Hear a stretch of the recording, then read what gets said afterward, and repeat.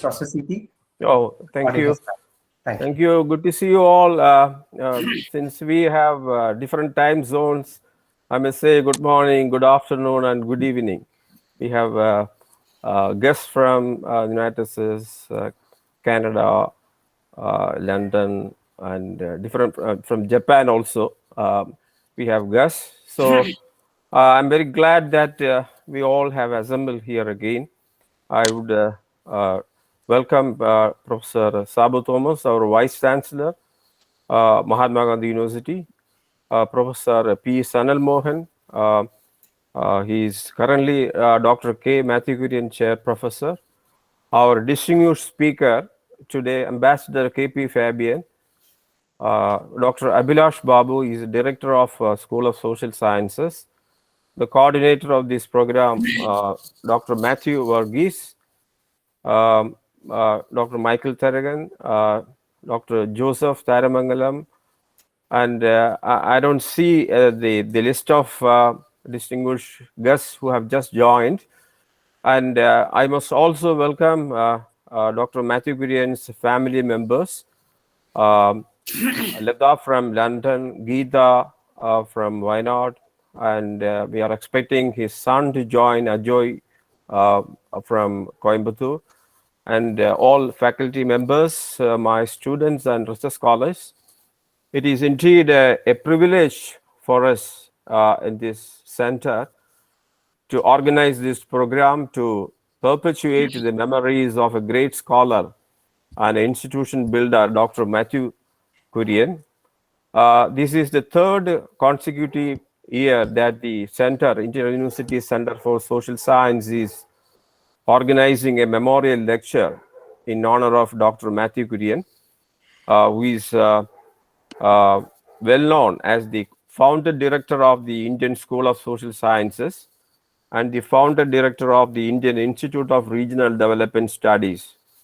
Dr. Mathew Kurian had also served, as you all know, as a member of the Rajya Sabha, and he had also launched 2 distinguished journals, and he was the founder editor of the prominent journal Social Scientist, as well as the journal which he started after some time in Kerala, the State and Civil Society.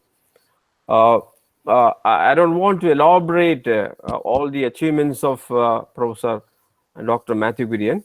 You all know that he started his career in St. Stephen's College, Delhi, under Delhi University, and he had later worked as a faculty in the Indian Institute of Foreign Trade, Delhi.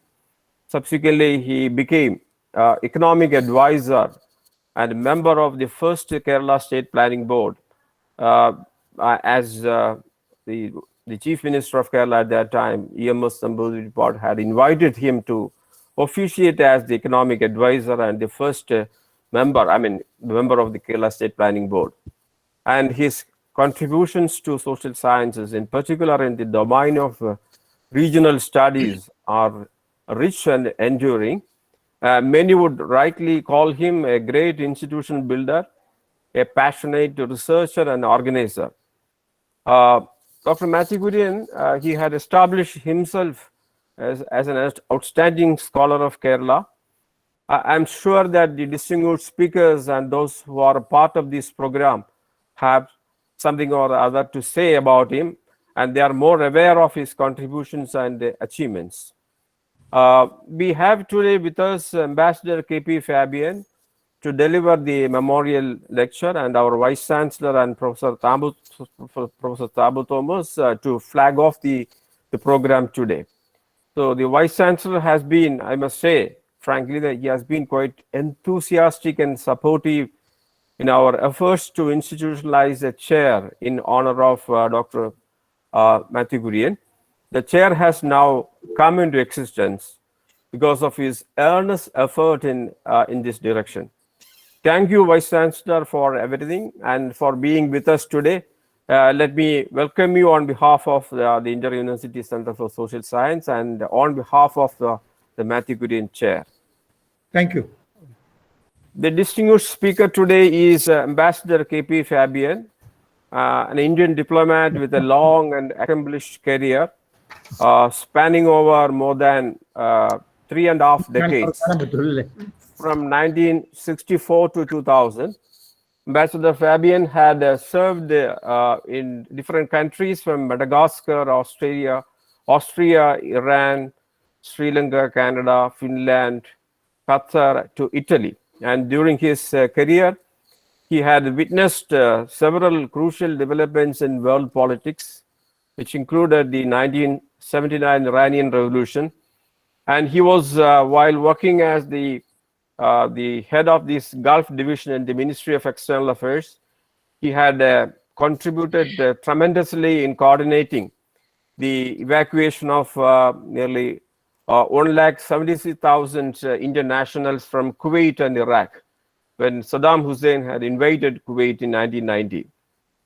And Ambassador Fabian had also had a tremendous experience in multilateral fora, which included Indian Atomic Energy Agency, Food and Agriculture Organization, ICAO, UNIDO, IFAD, and so on and so forth. And Ambassador Fabian also committed himself as a scholar with his multifarious engagements. He is still distinguished professor in Symbiosis University and professor Indian Society of International Law. And KP Fabian also had served in our university. I have had a very intimate relationship with him while working as a diplomat in residence at the KPS Menon Chair of our university way back in 2013-14. He has published tremendously and a regular commentator on a variety of international developments. The most popular of his works are available: India in the 21st Century, Common Sense on War on Iraq, Diplomacy Indian Style, and we are expecting a very interesting volume by Macmillan on the Arab Spring that is in the offing. And on behalf of the Indian University Center for Social Science and on behalf of Mathew Kurian Chair, I welcome you, sir, on behalf of the entire participants of this program also. I also welcome my colleague, Dr. P. Sanal Mohan, who is the first Mathew Kurian Chair Professor in the university, a scholar of great reputation. He has been an accomplished scholar of our center, our university, School of Social Sciences, was formerly the chairman of the Kerala Council of Historical Research. I'm sure that he will move ahead with a number of activities under the chair. Our best wishes, Sanal Mohan, and I also welcome you on behalf of all participants of this program. Thank you. Okay. Thank you, Dr. So I also welcome Dr. Abhilash Babu, Director, School of Social Sciences, who coordinates the chair, who is also the Joint Director of the Indian University Center for Social Science. I must also welcome all the invited participants, very distinguished people from different parts of the world. We have Professor Michael Tharayan with us, Professor Joseph Tharamangalam, Professor Mathew Kurian from our Ken Judge Center. We are expecting Professor Dr. Iqbal, Professor Rajan Gurikal, and several distinguished scholars from India and abroad. And also, I wholeheartedly welcome Dr. Mathew Kurian's family members, particularly Leta, Geeta, his son-in-law, Dr. Jose George, and all. Thank you all.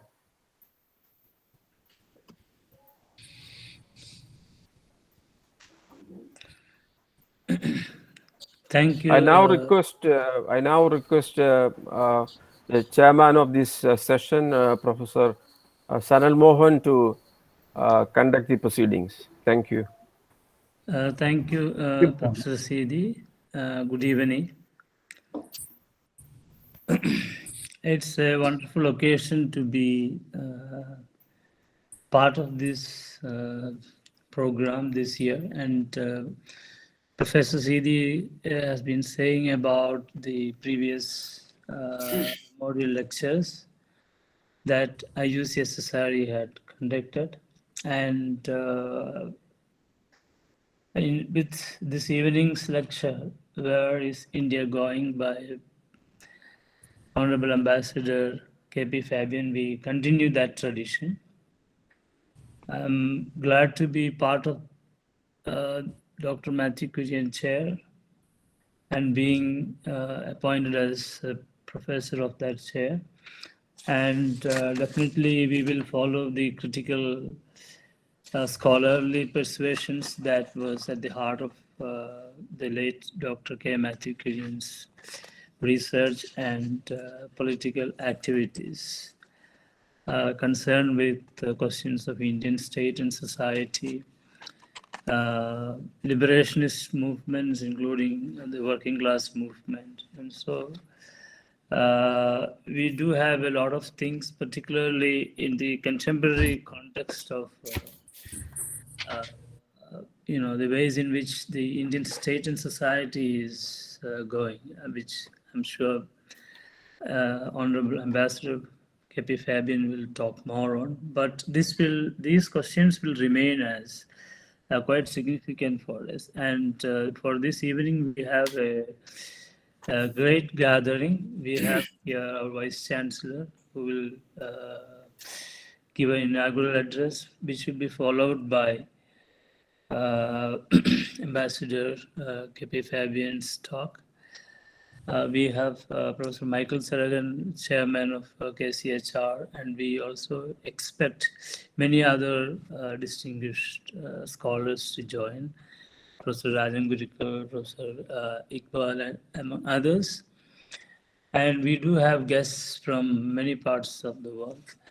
And in particular, we have I think they have already joined Dr. George, Dr. Ajay Mathew, and Ms. Lata, Ms. Gita, family members of the late Dr. Mathew Kurian. So without taking much time, I invite Professor Sabu Thomas, our Honorable Vice Chancellor, to deliver inaugural address. Thank you very much.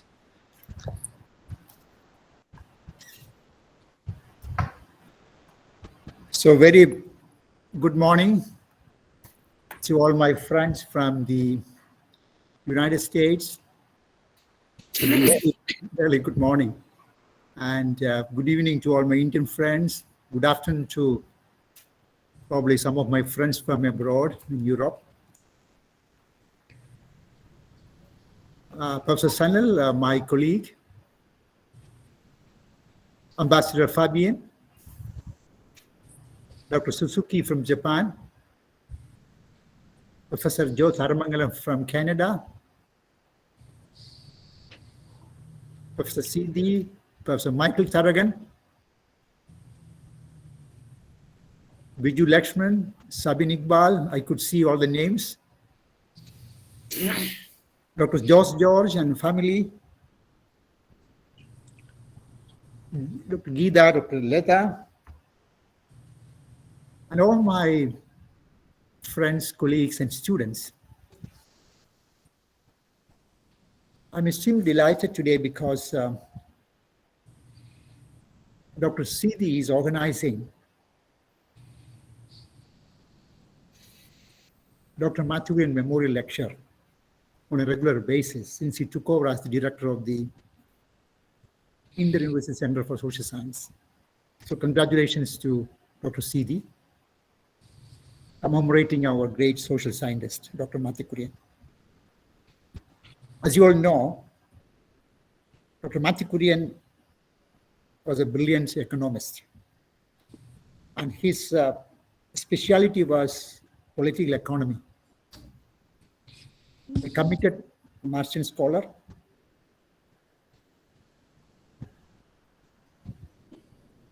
and I understand that Mathew Kurian was attracted to Marxian philosophy at a very early age. He was very active in student politics, which I knew when I went to Maharaja's College. Recently, we had a sitting in Maharaja's College. So the then principal also talked about Mathew Kurian. He was actually the AISF student leader there, became the chairman of Maharaja's College. That was sometime in 1954. And the principal told me After 20 years, Dr. Thomas Isaac became the chairman of the Students' Union there under SFI banner. So he was very active in student politics and also a writer. During his student time, he wrote a very interesting article entitled Towards a Democratic Education. And he also made beautiful cartoon. You can see I got a cartoon. You see, this is something on national security. You can see Jawaharlal Nehru here. He made beautiful cartoons during his college times.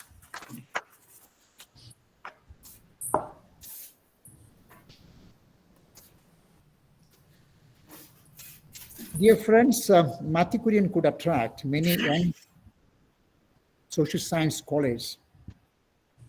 And they all became his shishyas, his followers.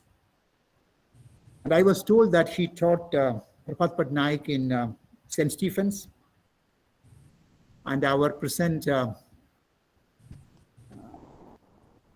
planning board vice chairman, V.K. Ramachandran, also was his follower. As Dr. C.D. rightly indicated, he taught in St. Stephen's, Indian Institute for Foreign Trade. He was a member of planning board, economic advisor to government of Kerala, and he had 6-year term as a Rajya Sabha member till 1970. Mathew Kurian was very active in several committees and widely traveled, organized many conferences.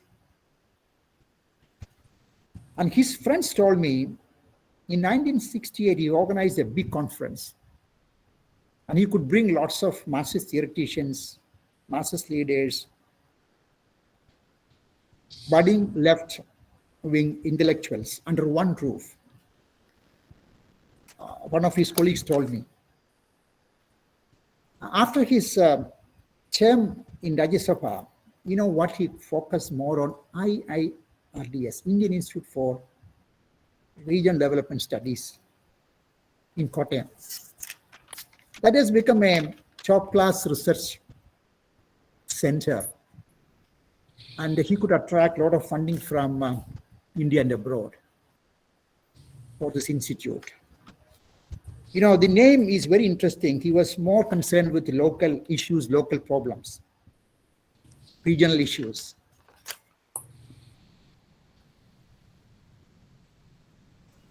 I also remember in 1983, when I was doing my engineering studies at Cochin University, he organized a very big meeting, which I also participated, some sessions. That was Marx's centenary seminar. I don't know whether Michael could attend this meeting.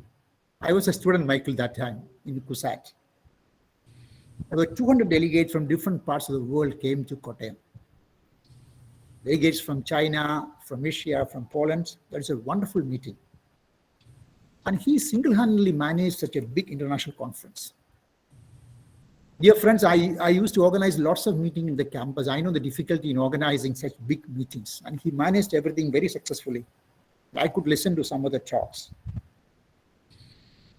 And I think he had a lot of struggle. His struggle was known only to his family. It always for him. Let me also indicate that, dear friends, he died at a very early age, at the age of 56.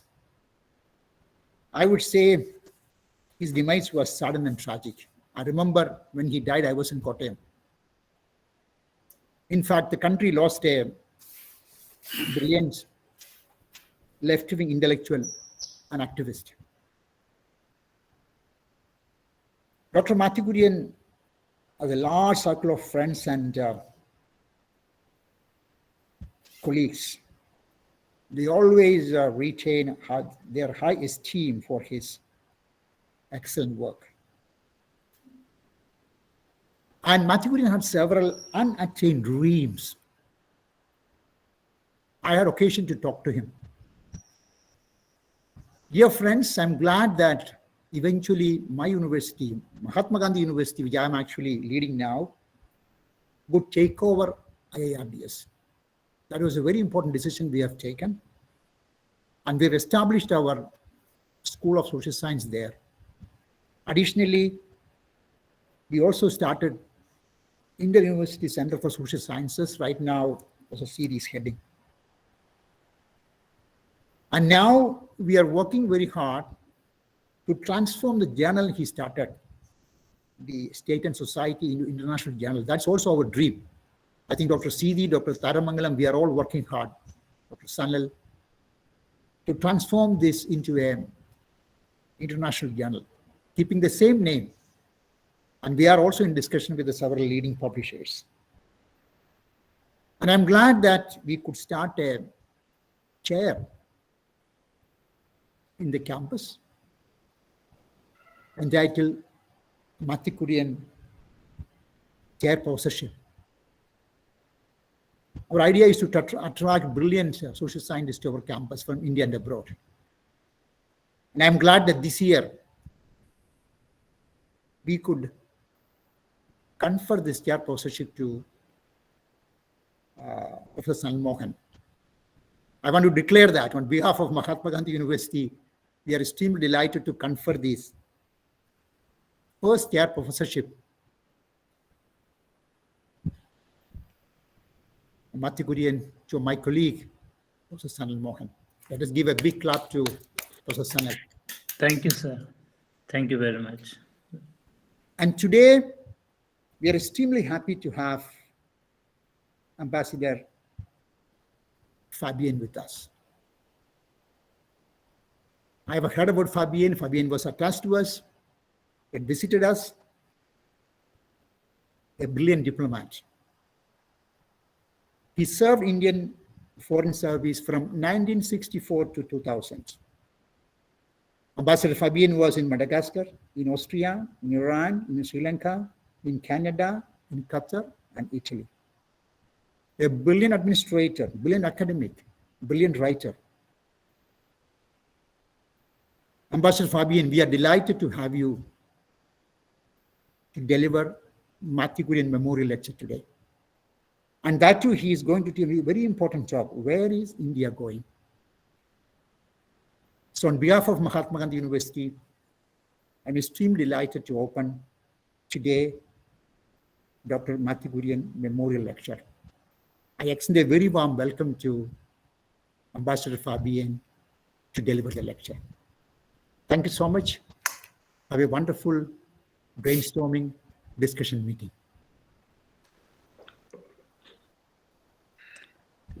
Thank you, sir. May I request Honorable Ambassador KP Fabian to deliver his lecture, which is titled as Where is India Going? And we all know the significance of the theme.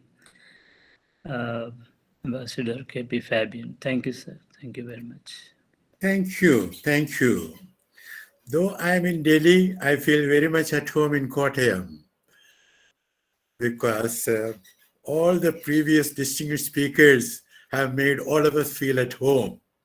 That is the characteristic of Mahatma Gandhi University. One feels at home. Well, Professor Sabu Thomas, Vice Chancellor, Professor P. Sanal Mohan, Dr. Mathew Kurian Chair Professor and Chair, Dr. Abhilash Babu, Director, School of Social Sciences, Dr. Mathew Verghese, controlling all of us from Alway, if I may let out a secret, Dr. Mathew Kurian's family members, Professor Michael Taragan, whom I had the pleasure of meeting sometime in the last millennium, Professor Jyothama Taramangalam in New York, Professor Kem Siti, Director, Inter-University Center for Social Science Research and Extension, who has brought all of us together in cyberspace, distinguished faculty, distinguished young scholars, including the one from Japan, Dr. Suzuki. Ladies and gentlemen, indeed a singular honor and privilege to be with you on this occasion.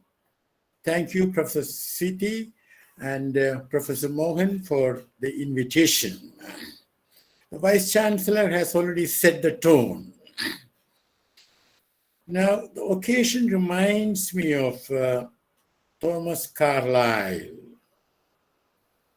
I wanted to draw your attention to two quotations from Carlyle. Is it possible to have the PowerPoint on that? Yes, sir. Please give a couple of seconds. Thank you.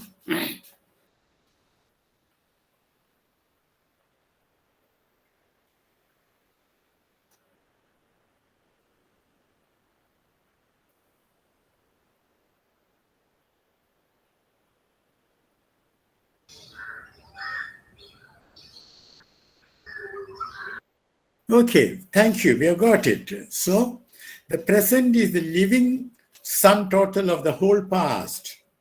First quotation. Second, no great man lives in vain. The history of the world is but the biography of great men. Of course, we can make a slight change and say, no great human being lives in vain. Now, Carlyle wrote in 1841, but it makes sense even now.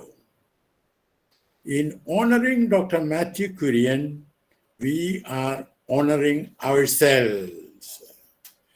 And it is so, for me, so glad, I'm so glad to see Dr. Mathew Kurian's family with us from many parts of India and all the way going back to the United Kingdom. Now, Dr. Mathew Kurian was a polymath. He was a Renaissance man, and as already mentioned by the Vice Chancellor, a builder of institutions. Now, institutions without which there cannot be a healthy and vibrant democracy. A man who spoke out for what is right and just in his eyes without fear or favor. A public intellectual. We need such public intellectuals. We have very few of them. Now, why do we need polymaths? T.S. Eliot, 1934, immortal, choruses from the rock, wrote. Is it possible to have the next PowerPoint, please?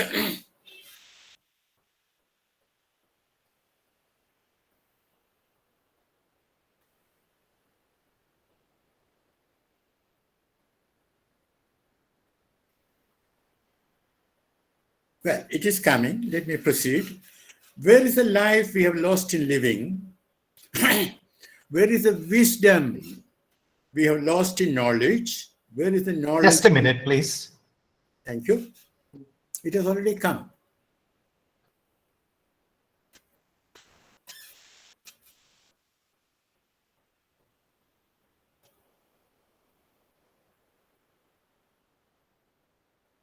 Thank you.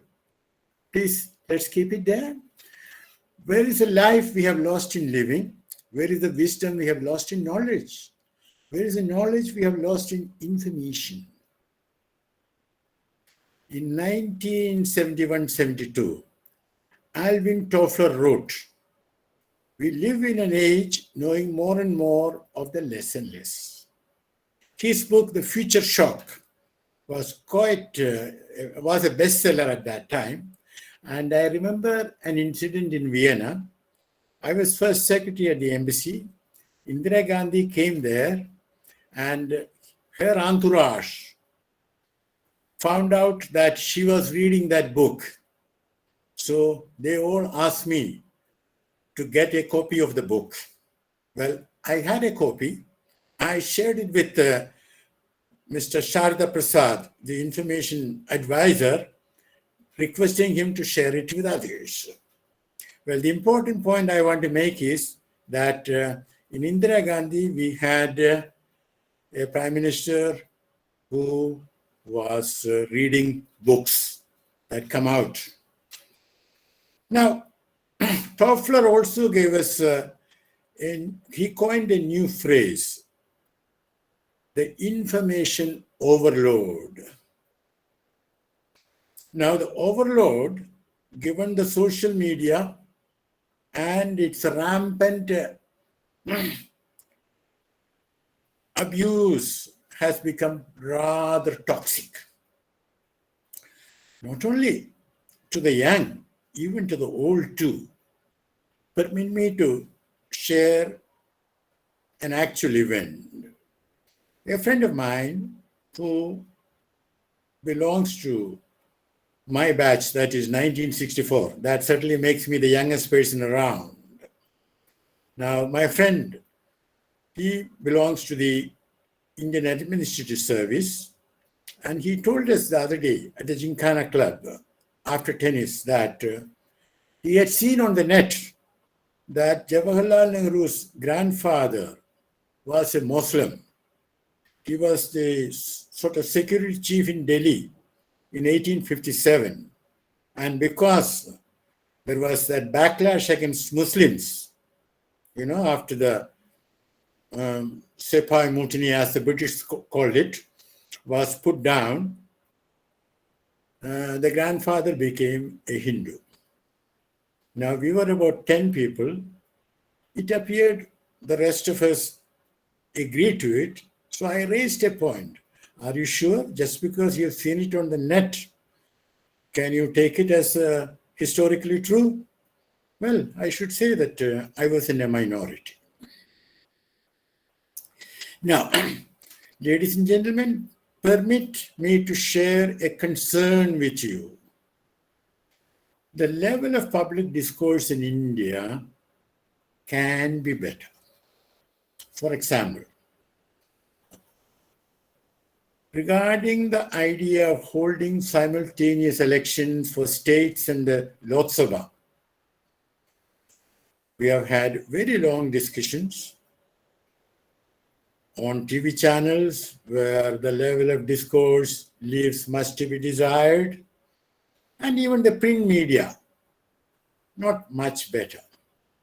Obviously, one might expect a more recent discussion from Niti Aayog, the think tank.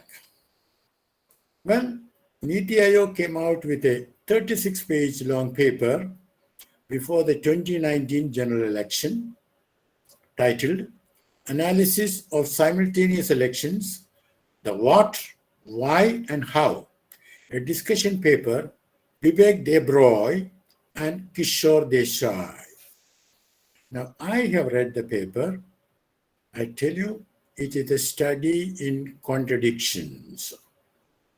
The basic conclusion is that if the Lok Sabha has to be dissolved for any compelling reason within the, say, it has to be dissolved after 1 year, then there should be a general election to elect a new Lok Sabha, but that Lok Sabha will have only a tenure of 4 years.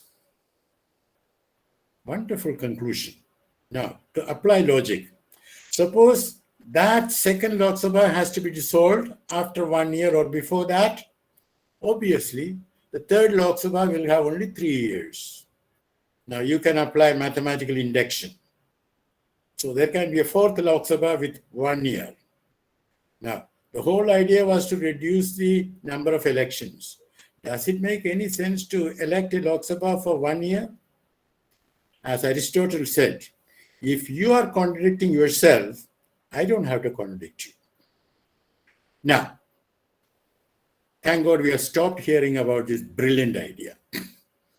Now, I have a doubt. In mathematics, we use reductio ad absurdum. I take it that in social sciences also we do that.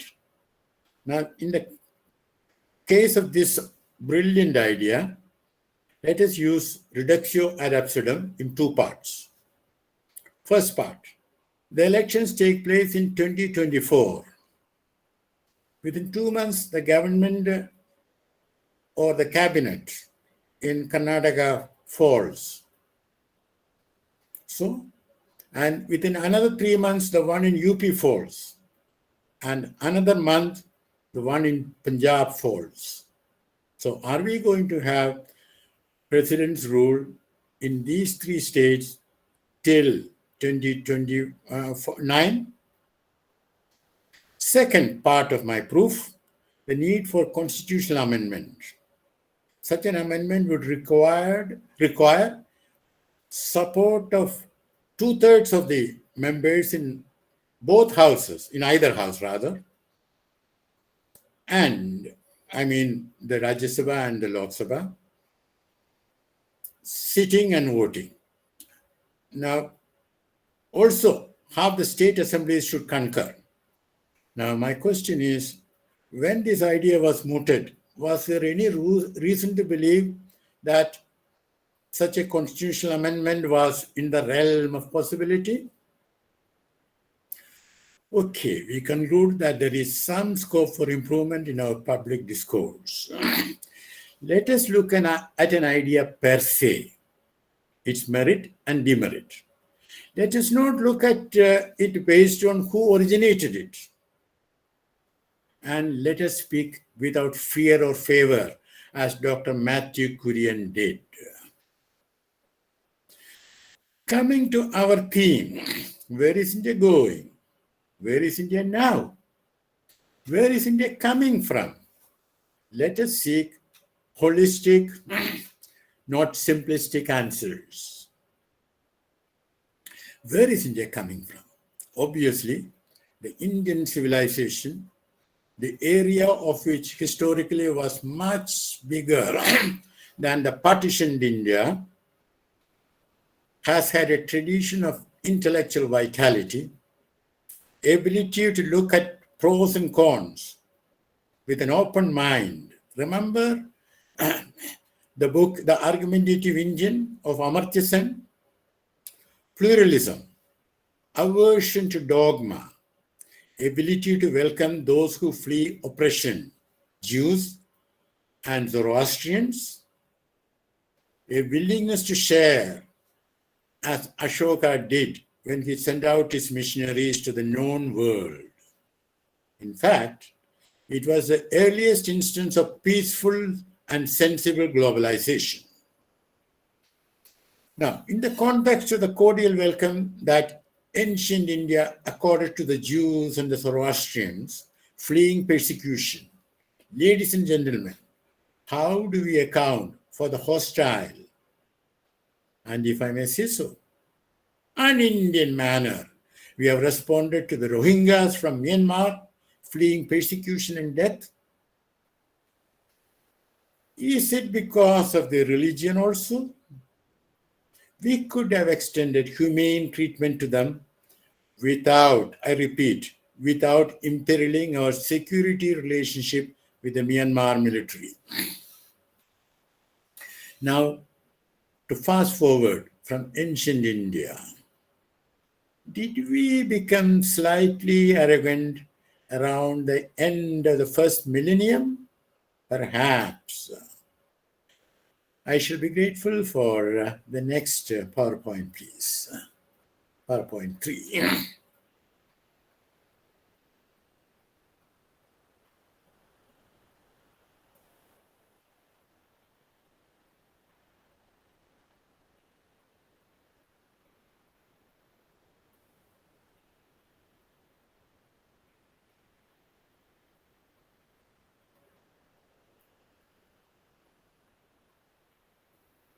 Thank you so much.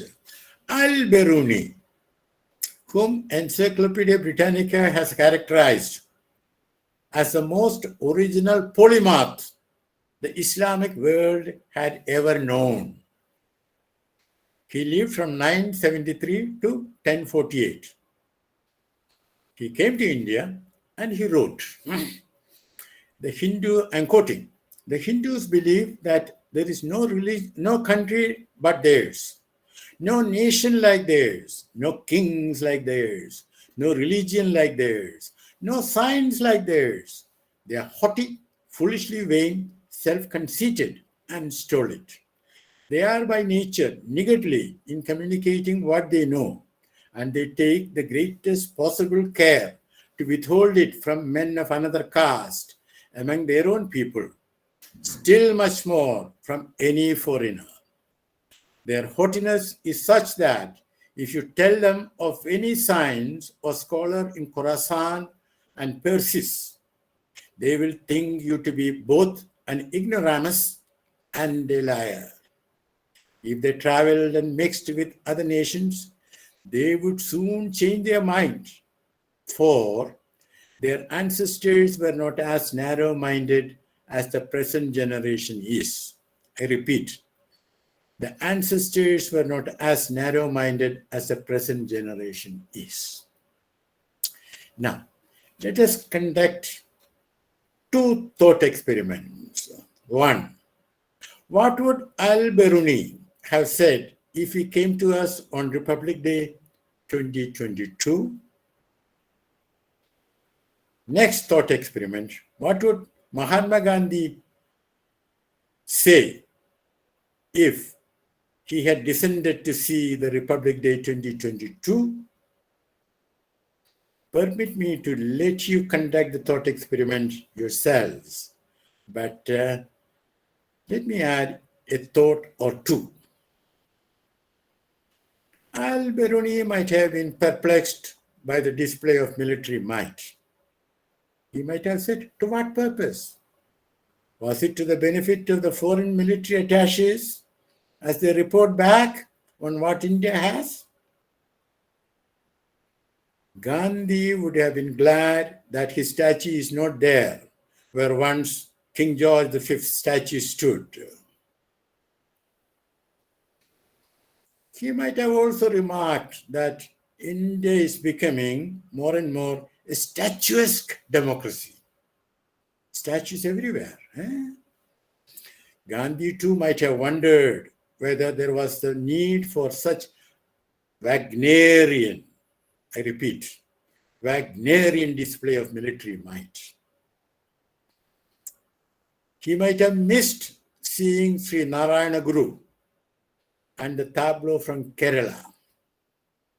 If Gandhi went to the central hall of the parliament about to be replaced, he would have been delighted to see the portrait of Savarkar opposite his own.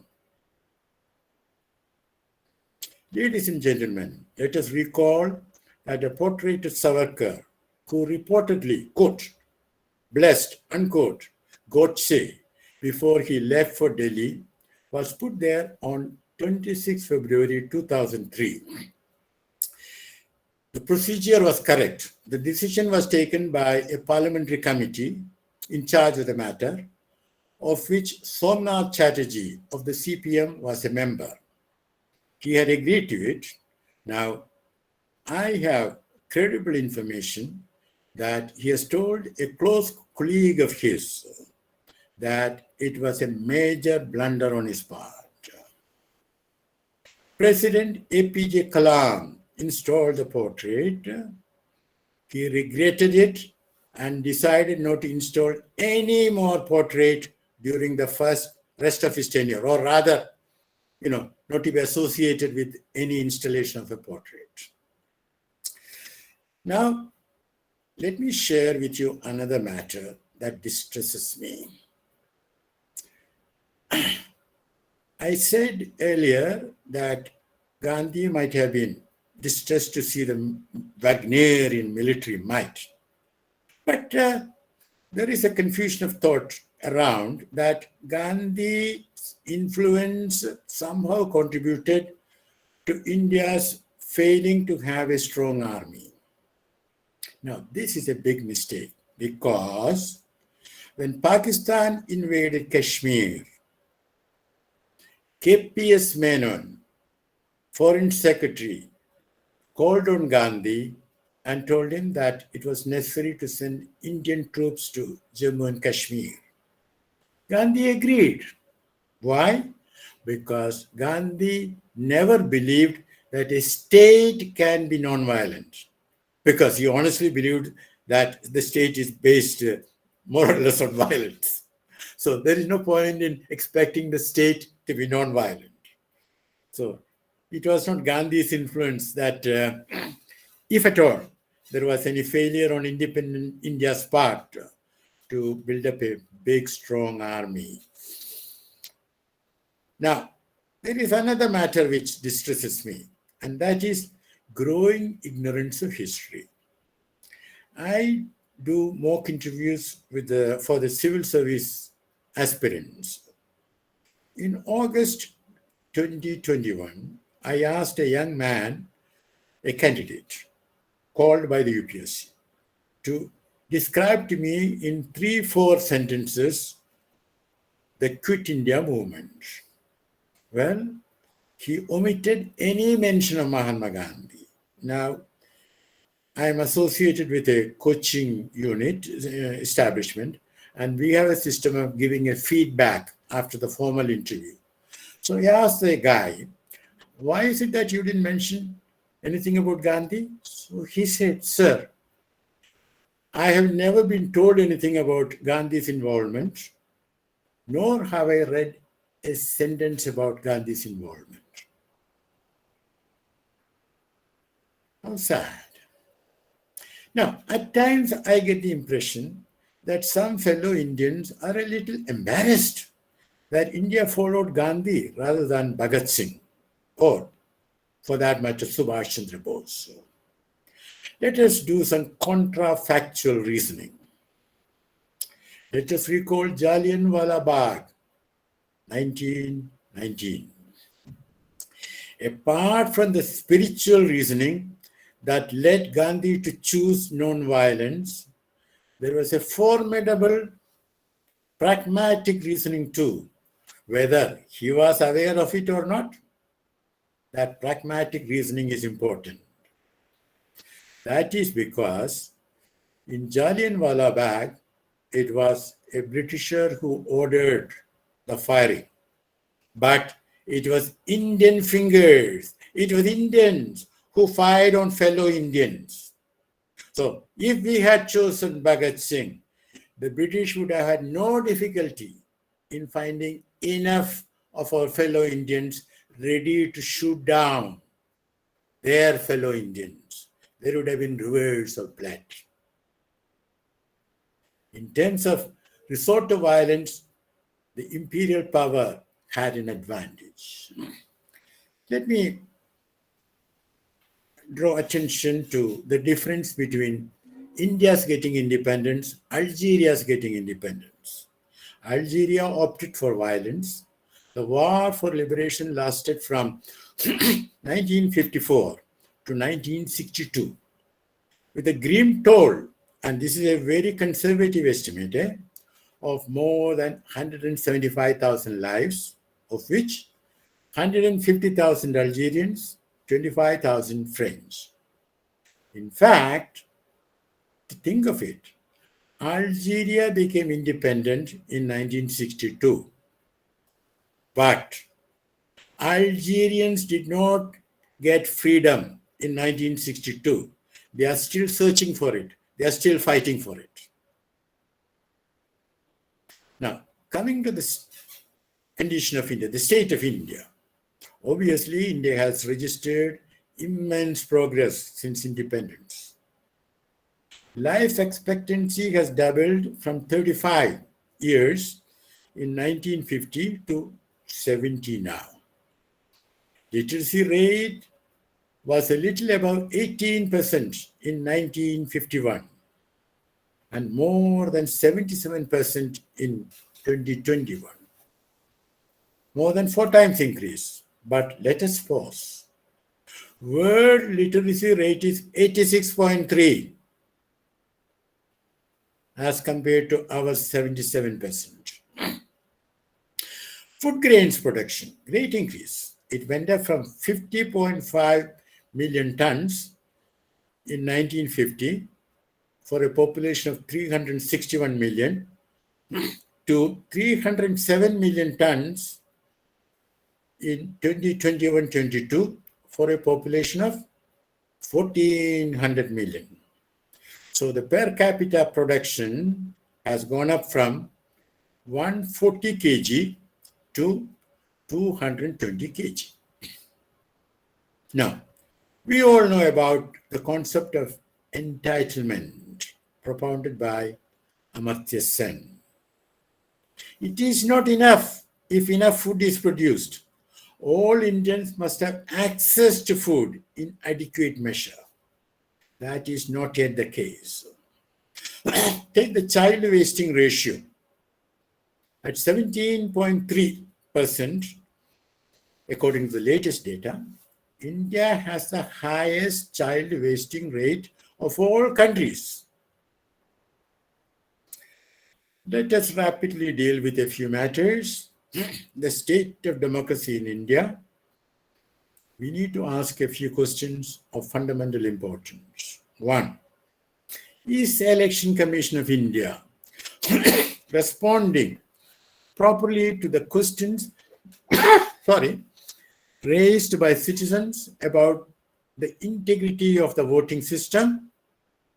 No, they are not. Two of my colleagues and I had gone to the Supreme Court some time back about the need to count more VVPATs. The ECI gave unconvincing, convoluted arguments, and they even produced a finding from a statistician who claimed he was with the ISI, Indian Statistical Institute, Calcutta. He was not with that institute. And the Supreme Court did not take into account our arguments, and we lost the case. Now, VVPAT means Voter Verified Paper Audit Trail. Now, ladies and gentlemen, do tell me, as a voter, have you seen how your vote has been recorded on the VVPAT before that piece of paper falls into the box? Ergo, when I voted, I couldn't see it properly. VVPAT is a misnomer. The voter should be able to pick up the piece of paper, hold it, and read it, and is satisfied that her vote has been recorded correctly, put that paper into the box. In other words, we have to go back to the ballot box in a modified form. Another point, the German Constitutional Court has disallowed the use of EVM, arguing that the recording process is not transparent to the voter. Sorry. Permit me to share a story told to me by a colleague who retired from the Intelligence Bureau. He is much junior to me.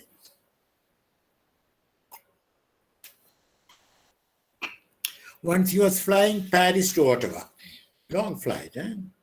First class section had only 2 passengers. So he found that the other passenger sitting much, ahead of him. My friend, being from the IB, he always takes the last row to observe others. That guy went on drinking and drinking. And he had neither lunch nor dinner. So, my friend walked up to him after the due preliminaries, told him, listen, it's all right to drink, but you should eat. And otherwise, you'll have to pay through your nose to your doctors. So the man said, I don't care. My insurance will take care of it. After more roundabout talking, my friend asked him, what are you doing? So he said, with great pride, I make and unmake presidents. I have a patent on an EVM.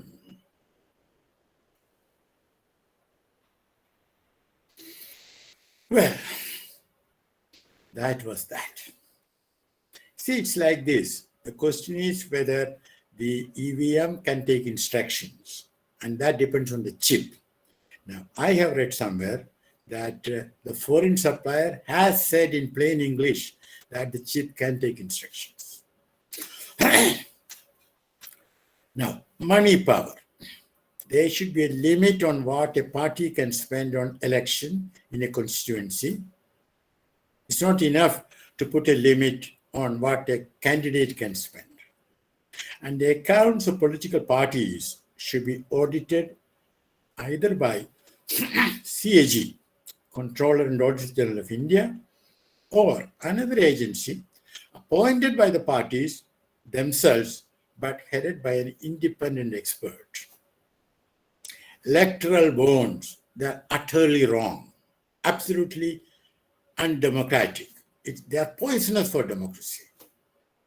Defection should be banned, and the member who wants to change party should resign and stand again on the ticket of the party she wants to join.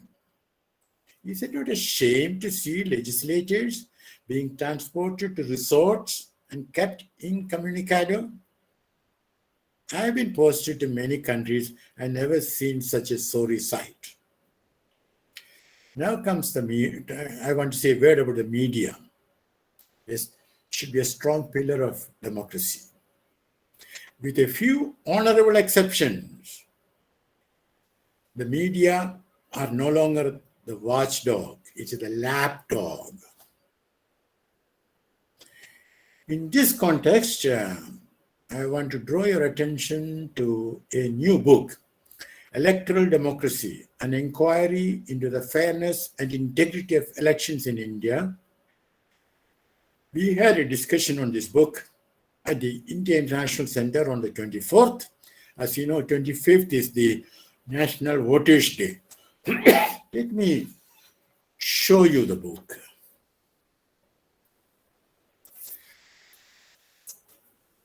We have in Delhi a Citizens Election Commission chaired by Justice Madan B. Lokur, formerly judge of the Supreme Court. That body has members from many parts of India. And that body and others, including the Constitutional Conduct Group of retired civil servants, to which I also belong, we came out with this book. Okay. You should check whether the book is available on Amazon, the source of all things we buy. Yeah?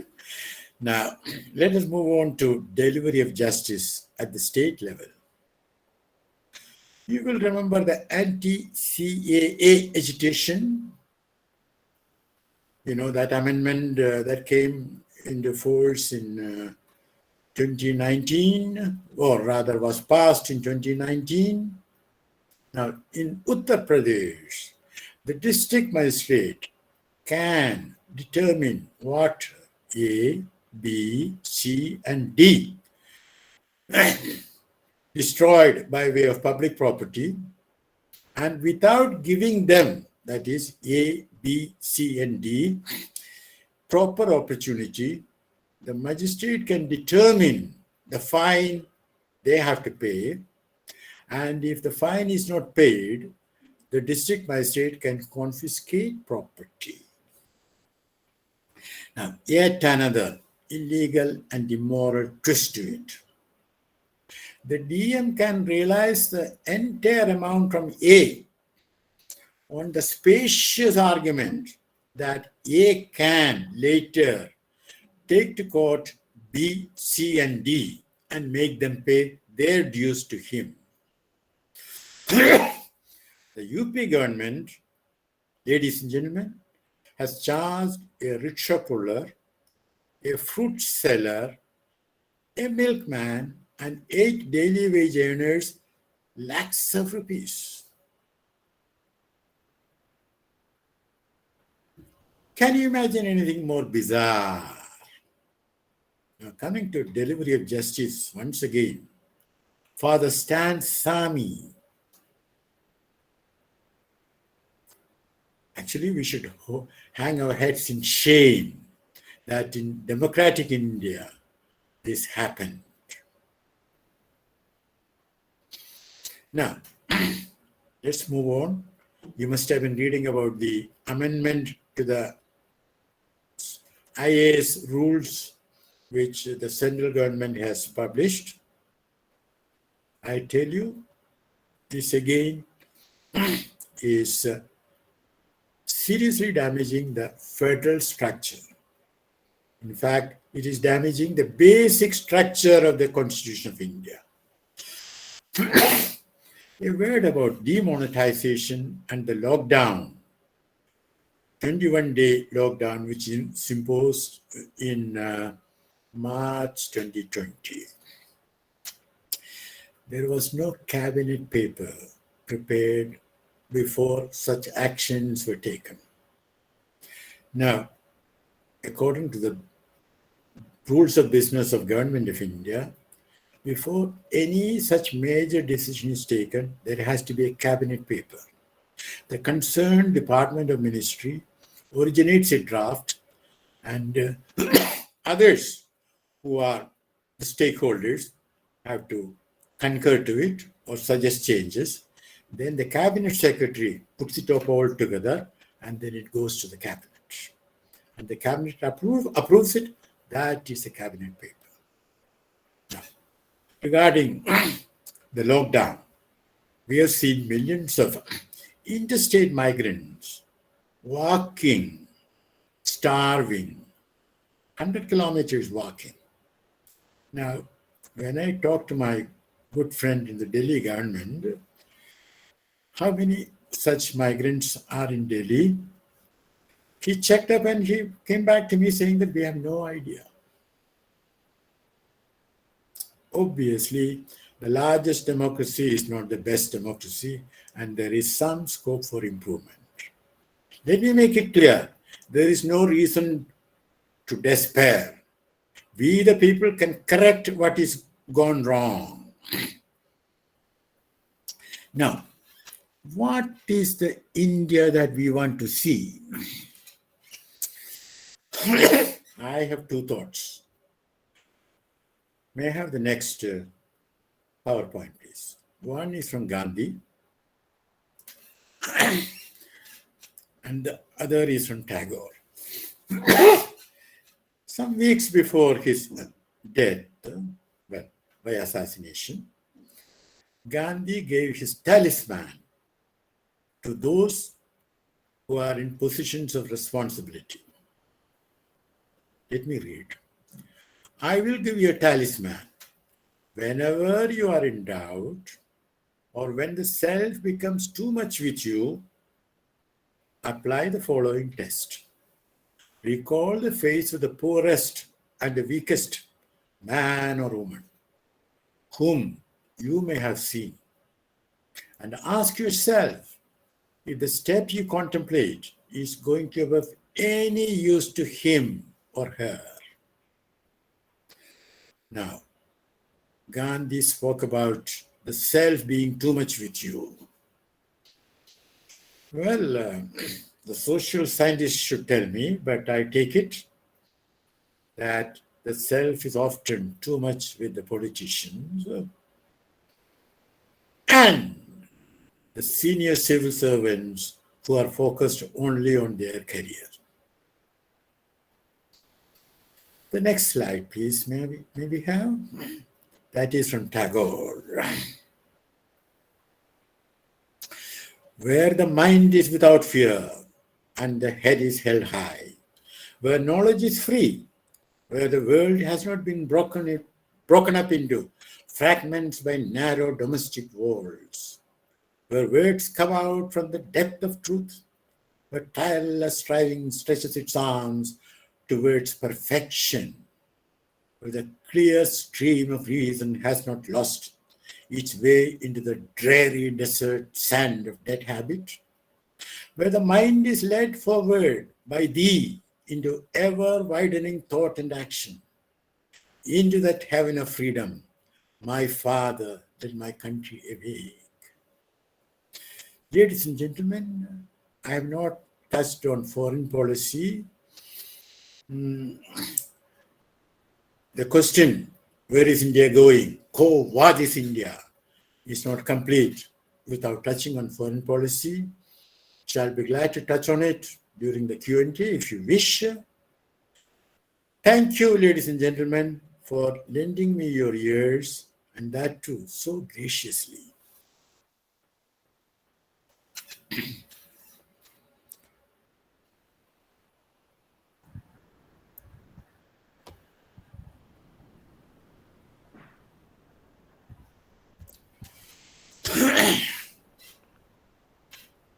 Thank you, Ambassador KP Fabian, for your wonderful, thought-provoking, and disturbing talk. And I'm sure that each one of us has or her own take on the whole thing, and also, we have formed our questions. And as Professor Sidi and Dr. Mathew said, we can have some time to discuss those issues. And in spite of the gloom which is very much around us, Honorable Ambassador Fabian stopped with a very positive note, quoting from Mahatma Gandhi and Tagore, and probably the liberal tradition to which India is here apparent holds key to many of these questions across the political spectrum. I guess people need to listen to it. And also, when we honor the memory of the late Dr. Mathew Kurian, who was for all forms of liberationist movement, I think it is in the fitness of the occasion to discuss the questions opened up by Honorable Ambassador Fabian. Thank you. Sidi, shall we wait for people to form questions? Yeah, there is a comment in the chat box. Shall I read? Please do. It is from Buddha Bagai. The question is, it's not a question, it's a comment. What would replace military display mixed with the cultural tableaus?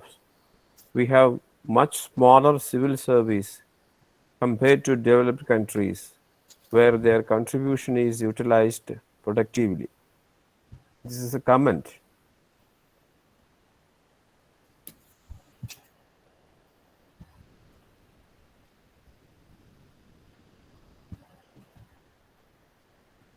Am I supposed to make a counter comment, or shall we wait for more questions? I think you can comment. Meanwhile, others can think about a question or a comment.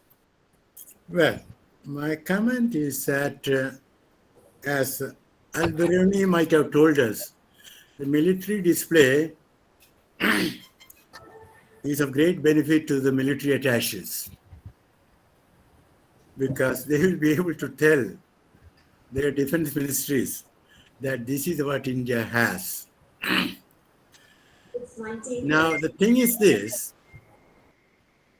we had 75 aircraft flying to mark the 75 years of independence. So that we have the military might, we know it, and everybody knows it. Those who have to know it, they know it. So is it necessary to do it in such a, I repeat the adjective, Wagnerian fashion? Is it? But I respect other opinions. So if a majority of Indians want the military display, so be it. And as regards the cultural content, that was very good. But as I mentioned, or who was it?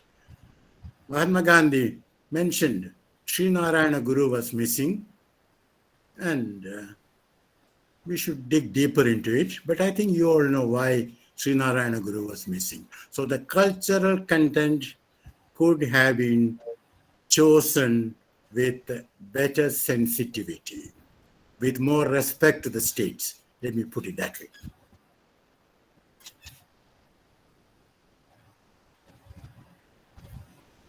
Fabian, I have a question. Very, very interesting talk, Fabian. You see, Fabian, you said India has made significant progress after independence. in science and technology, in life expectancy, in literacy, agriculture. But I'm always concerned with the inequality of wealth distribution. If you look at the wealth distribution in the country, I'm sure you will agree to the fact that top 10% and top 1% of Indians hold 57 and 22% of the national income, respectively. According to you, what way India to move to have more equality in wealth distribution? What are your suggestions? Thank you, Vice Chancellor. It's a very important question. Now, regarding the first point about progress, while we should recognize the progress we have made, we should also recognize that from a global point of view, other countries who were in a similar situation in 1950, whether it is China, whether it is Malaysia, whether it is Singapore, whether it is other countries, Vietnam, they all have gone much farther. Yes. So comparatively, we have been going slow. Now, there are many reasons, but to my mind, one of the reasons is that we did not invest enough in infrastructure, that is, spiritual infrastructure, education and health. In regard to literacy, as you mentioned, we are lagging behind. Now here, I'm not suggesting that the government of the day should be blamed, because it is the society of which government is only a part. If those of us who are literate, we had in a determined fashion said, okay, we shall teach 10 others. If we had done it, the state of affairs would have been different. So that is one point. Now, regarding inequality, what you mentioned is very important. And as we all know, the Oxfam report is there. In fact, inequality has been increasing. Not only is it so bad, as the Vice Chancellor mentioned, it has been increasing. Now, what is the reason for it first? I think it is what I call, may I use an acronym? Because we are living in an acronymous India. PLG. Privatization, liberalization, globalization. PLG. And also, currently, the government of the day believes that economic growth can take place only by pushing the big companies. That is how the GDP growth comes. Yes. Now, this is a fundamental mistake. I'm not an economist, but I believe that economic growth needs one essential component, employment. And India's labor and ratio, in the market is very low compared to Bangladesh, Yes. compared to the rest of SAARC. Employment is one of the keys of economic development. You see, that we don't have. Now, as regards inequality, the government of the day and the rest of the society have to take a conscious decision that this poisonous trend has to be reversed. And again, the government has been a little tough with the NGOs. We know that how Mother Teresa's charity was, I think it was on Christmas Day. Yes. What a coincidence. Their FCRA was suspended. And thousands of NGOs had lost it. Now, I don't have knowledge of what's happening right now, but let me share with you. After I retired, I was with an NGO called IGSSS, Indo-Global Social Service Society. Now, at that time, the society needed renewal of the FCRA, and executive director told me that when he applied, somebody came and told him, pay 50,000 rupees. It will be done. So I called the joint secretary, So I told him that I had retired and that I was president, and that they have, I kept a little distance. They have applied for this, and I don't want you, I'm not asking you to give any special consideration because I am there. Kindly go through the application and let me know if there is any clarification required or anything wrong with that application. Let's talk about it after a week. Well, my ED told me there were more demands for 50,000. So I called up the joint secretary after a week. So he said, sir, the application is okay. There should be no problem. We shall do it soon. I thanked him. Nothing happened. The demand for 50,000 was repeated. Finally, I called him again. So I told him, listen, between us, I want to let you know that a demand for 50,000 has been made. So kindly let us do it fast. And he did it. But, how many NGOs can make that sort of approach? I mean, NGOs who are not in Delhi. So, of course, I'm not saying that all NGOs are saintly. I know that at one time in Andhra Pradesh, if I may mention, it was part of its dowry. So, but the point is, the government has to sort of, take care of all that and, deny FCRA to the wrong NGOs. But you cannot say that there are thousands of wrong NGOs. No. And they are doing wonderful work. So I think it is reversible. But, there has to be a political will. Is it there? I don't know. But the people of India can make sure that political will is there. Dr. Raviraman, followed by Professor Michael Taragan. Yeah, thanks, Anil. Thank you so much, Ambassador Fabian. I mean, I really enjoyed your talk. It's really interesting. But I think I'm asking this just as part of clarifying certain things. You have explained, certain processes taking place in India. Say, for instance, with respect to electoral bonds, you have made your what is called reflections. And you have also commented on internal migrants, interstate migrants, and so on. But my question, or rather my question is something like this, that if at all we really wanted to understand the processes taking place in a society, then we need to understand the processes conceptually. So suppose we want to understand this process conceptually, what would be the best way to understand this? Because if I take your own examples, say for instance, the electoral bonds, we know what really happened. The corporate capital continued to support the political parties, and most of the parties were anxious to get as much funds as possible from the corporate capital. So there was some kind of amalgamation taking place between the corporate capital and the Indian political parties. Okay. And coming to the other point that you raised, the migrant workers, we know that even during COVID crisis, the what is called the corporate capital was busy violating almost all kinds of labor laws, and that sort of violation was justified by the Indian state. So these are the processes taking place in the India.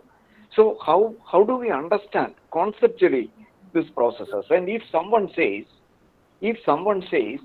that it is nothing less than the emerging state, which could be called, say, a corporate Hindutva state, how would you respond to that?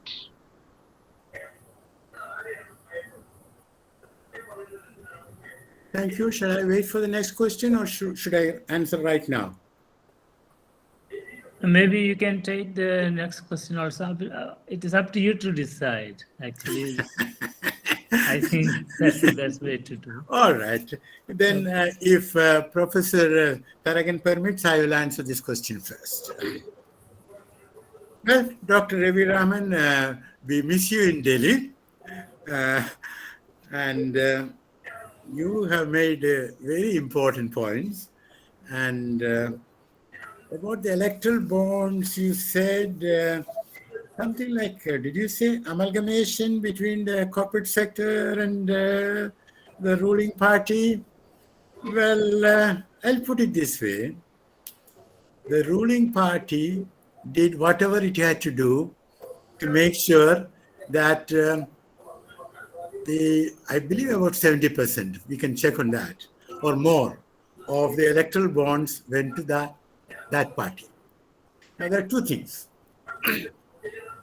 One is, why one party, the ruling party, should get most of it.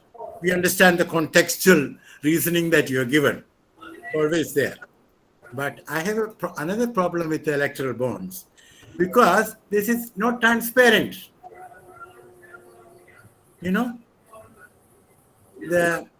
You as shareholder, would you be able to know how much money your company has given to any political party, forget whether it's ruling or not ruling? You will not. So it is not transparent, and I don't think it's good. And secondly, as I said, the political parties' expenditure, they should be audited. We don't have it. Now, coming to the workers, the labor laws, you're absolutely right. The labor laws have been violated in broad daylight. I've seen in Delhi as I drive, families under the overbridge, women, children, So it has been going on. The corporate contractors, they want it, they do it. And now let me make it very clear. The government, that is the executive, the judiciary, and the legislative, and the fourth estate, that is the media, with a few honorable exceptions, all these pillars of democracy have been ignoring that. They don't want to talk about it. You see? Obviously, there is a confluence of interests, among those people. But we as voters, when the election comes, nothing prevents us from asking the candidate if she or he is standing again. All right, tell us, what did you do during the 5 years? What did you do about labor laws? What did you do about this, that? Tell us, why should we vote for you? So democracy requires alert, intelligent voters. Now, we have it in India up to a point, but there is scope for great improvement. Let me stop here for the time being. Professor Michael Taragan. I'm sorry, I was not asking for a chance to raise a question. I was appreciating the very fine talk that Ambassador Fabian was giving. So much so that, now that I'm forced to ask, I might even make up a question, which I thought, of course, is quite relevant. Professor Fabian's talk about the progress that India has made is accepted, is well taken. But all this growth in India has been done under a rigid system. And the rigid system is primarily because it is ruled by the bureaucracy. the political scientists, there are many here who would know better than me, who keep on joke about how the British colonized India by introducing bureaucracy. And even now the bureaucracy is ruling you, I mean, in one way or the other. And if you want to get out of that system, you have to again apply to the same bureaucrat. And he would tell you that you come with so many copies of your application with so many supporting evidences, etc., etc. And I think one person who had a vision about how we can have a non-bureaucratized India was, of course, Mahatma Gandhi, who envisaged the Gram Swaraj, where he thought that, he was not for a blind decentralization, but a decentralization built upon the efforts of the people at the local level, from which you can build up a nation. In fact, that was the main question, which was also contested by greater minds, like in the Constitutional Assembly and all that.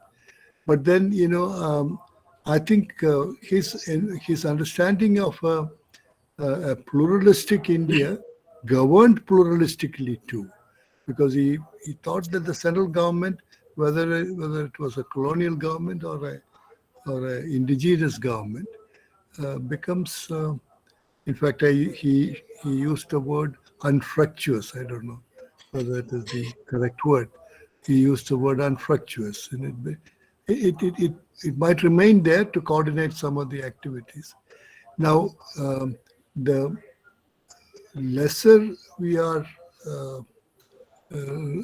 ruled by a rigid structural system, I think it is better. I mean, that's what I feel. I mean, you can take it as a stray comment from one person, but I feel that this has to be brought to the attention of gatherings like this, attended by many intellectually active people and addressed by a person like Ambassador Fabian.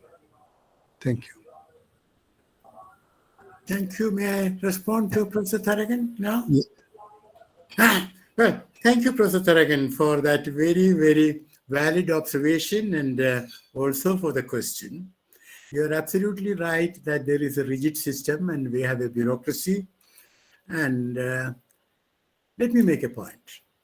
When an Italian walks into an Italian embassy, he walks in with his head held high. Now tell me, how many Indians walk into an Indian embassy abroad with the head held high? It doesn't happen. Even in India, how many Indians walk into a deputy commissioner's office, collector's office, Tahsildar's office, or the police station with the head held high? So there is a need to, what shall I say, remove the slavery which the common people have to suffer from the bureaucracy. Very well taken. At the same time, we need the bureaucracy. I'll tell you why. It is true that Mahatma Gandhi's idea of village republics, more or less self-sufficient, it is a very good idea. But I don't think that idea was accepted by all his lieutenants. And therefore, India embarked on a different path. And now, in 2022, I do not think, it's a fait accompli. We cannot go back in time. But at the same time, we can bear in mind what Gandhi told us about the environment, ecology, and about not having over-concentration of power. We can bear in mind and still make some corrections. Now, coming to the bureaucracy per se, well, Professor Taragan said, that they are ruling over the common people. Yes and no, because the bureaucracy is being ruled over by the politician. Let me give you an example. In Delhi, the SHO, of the police station, station house officer, that post is much coveted in a particular locality.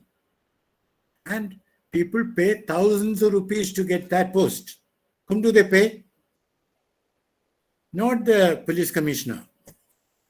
They pay somebody in the government. They pay a politician. Tell me, in Japan, civil servants are promoted and transferred by a civil service bureau. The minister has nothing to do with it. But here, the transfer of a sub-inspector or a revenue officer or a registrar of properties, it goes to the politician. And this is very bad. But there again, in the real world, the signature is that of the civil servant. Because the civil servant is a permanent part of the government. The politician is a non-permanent, temporary part, comes and goes. But nevertheless, unless the civil service has the guts to stand up, the politician will make a slave of you. So I have been telling civil service aspirants, because there are ethics question papers. I have been telling them, all that you have to do is right at the beginning, make it clear that you shall not bend. Then they will stop, bothering you. They will transfer you. But okay, how many times? And then meanwhile, don't worry, the political setup will change. So it is necessary for the civil servants to stand up. Well, is it possible? It is possible. Some of them are standing up. We know that, but not all of them, unfortunately. Ambassador Fabian, can I ask a question? Please. Since you have left foreign policy for a Q&A session, let me ask you one question. So you might have come to know that even critics of Narendra Modi's foreign policy all these years have started applauding and telling that Indian foreign policy has been quite successful in the last 1 year or so. I have come across several articles written directly or with a kind of diplomacy, telling that if there is one success story that India has been going in the right direction, it is in the realm of foreign policy and like that. At the turn of this new year, I have come across several such articles. What do you think about it? That is one point. The second point, you have mentioned about the changes that are being made by the central government with respect to this IAS officials' rules of transfer and postings and other things like that. You consider this as a kind of a setback from the point of view of a federal structure. The state governments have no role in the making of their appointments and things like that. This is a central service, all India service.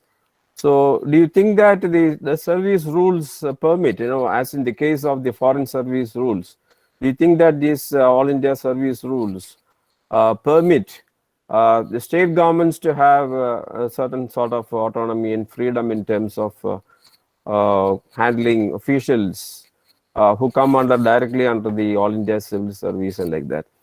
If so, do you think that this change that is in the offing will make a kind of a paradigm shift in the very process of All India Service? Thereby, again, you have one India, one service format being superimposed on the people and like that. So these are the two questions that I have. Thank you, Professor Siti. As expected, your questions are quite sharp. And I'll be glad to make an attempt to answer them. The first question. You are correct in saying that even you said critics of Modi have been applauding Indian foreign policy success during the last 1 year. Well, so do we take it that Prime Minister Modi came into power in 2014? Now, from 2021 onwards, his foreign policy has started showing success. Anyway, that was perhaps not the intention. But let's go beyond the headlines. Let us look at the big picture. India is now risking a two-front war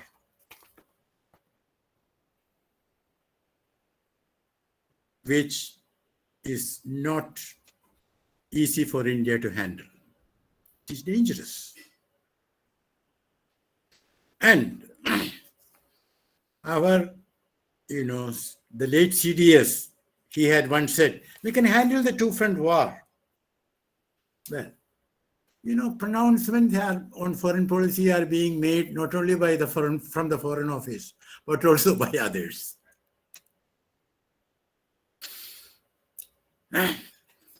So the two-front war possibility doesn't show that the foreign policy has been successful. Now, let me draw attention to another possibility. Let's look at the big picture. Geopolitically, President Biden, to my mind, has been not up to the mark in terms of foreign policy. He has handled Russia and China in a way that Russia and China are getting closer and closer. He has handled Iran in a way that China and Iran are getting closer. Now let us look at the map. China and Russia, Iran, and we know up to a point where China goes, Pakistan will go. So Russia, China, Iran, Pakistan, and at this moment, where Pakistan goes, the Taliban-dominated Afghanistan will go. Whether that domination will remain, how long and all that, we don't know. But that is the case. So if you look at the map, an axis is building. China, Russia, Iran, Pakistan, Afghanistan. Now, is it good for us? I'm not suggesting that this is all because of Prime Minister Modi. I'm saying that it is happening. Of course, it's not good for India. It's not good for America. But then, America is so far away. But we are here. So this has to be taken into account. Now, again, coming to the foreign policy, let us look at the state of our relations with our neighbors. About relations with Pakistan, less said the better. Nepal, again, we have messed it up.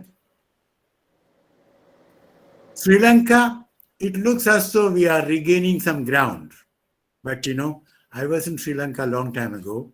Sri Lankans are good in playing games. They will get from India whatever they can get, whether it is, the foreign exchange, whether it is projects. But then they will be non-aligned between China and India with a propensity to move closer to China. Bangladesh, we have good relations, but with the CAA and some of the statements made by, let me recall, statements on foreign policy are made not only by the Foreign Office, by the Home Minister. He said something nasty about Bangladeshis who come to India. So, India's relations with the neighbors are not in a good state. Now, I told you that the Ukraine situation is pretty bad. I don't know whether Putin wants to invade or not, but the point is, it is pretty bad. Now, India finds itself in a tight situation. Understandable, because we don't want to blame Russia openly. We don't want to join the United States for good and sufficient reasons. But my question is different. There was a time when there was a V.K. Krishnamenon there. He would have diplomatically engaged with both of them and perhaps come out with a formula. Because it's easy to find a formula. After all, what does Putin want? He doesn't want Ukraine to be a member of NATO. Now, we know that in 2008, this was considered. And NATO decided to, leave it aside. So for Biden to say that, well, our position is that any country in Europe has the sovereign right. He's right, but he's not stating something which will enable the parties to come to a solution. All that he had to do when he had that conversation with Putin was, okay, now listen, this is not going to, we're not going to let Ukraine in the foreseeable future, but please don't ask us to give it to you in writing. That is not diplomacy. So you should believe us. And then, of course, Putin wants INF, the intermediary nuclear missiles and this and that. Also, Professor Siti, you will remember that the German Navy chief was in Delhi. And what did he say? Two things. One, the Crimea, you're never going to get back. Two, what Putin is asking for is respect. Remember in Paris, there was a G8 meeting and Obama refused to have dinner with Putin. And the host, Hollande, he had to have two dinners the same evening, one with Putin and one with Obama and others. Now, this is not diplomacy. For me to say to you, oh, I don't agree with what you have done, so I won't sit down at the same table with you. Is that diplomacy? So the West has made serious mistakes. When the Soviet Union got dissolved, there was an opportunity to rope in Russia into the great power system. And a promise was given by Baker to Gorbachev that NATO forces will not be stationed in East Germany. And it is there in the 2+4 agreement in writing. So West has made big mistakes. And one word about Crimea.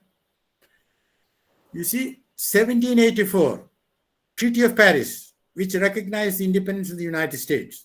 The same year, the Russian Navy reached Sebastopol in Crimea because it was looking for a warm water port. So for Crimea, for Russia, it's a national security matter. And don't forget, till 1954-55, when Khrushchev, for sentimental reasons, transferred the Crimea from the Russian Federation to Ukraine, till then it was with the Russian Federation. Then Americans engineered a color revolution in Ukraine. Yanukovych had to flee for his life. And then Putin reasoned that if he doesn't do anything, Sebastopol in Ukraine will become a NATO port. So he had to act. Now, in any of these American think tank papers, you will never see a mention of 1784 or about Russian Navy's need for the warm weather port.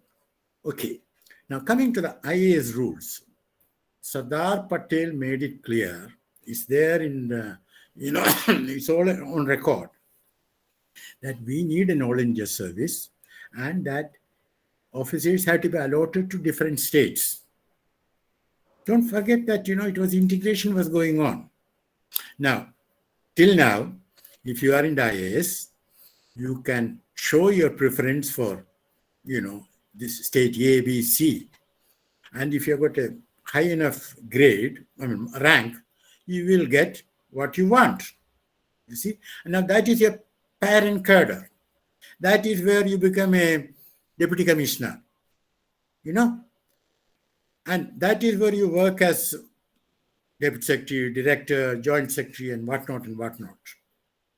Then you get the central deputation. That's also important. The center needs, because there is no central cadre. Okay, so central. And this system has worked very well till now. Of course, the Department of Personnel Administration said that they are short of officers at the center. I agree.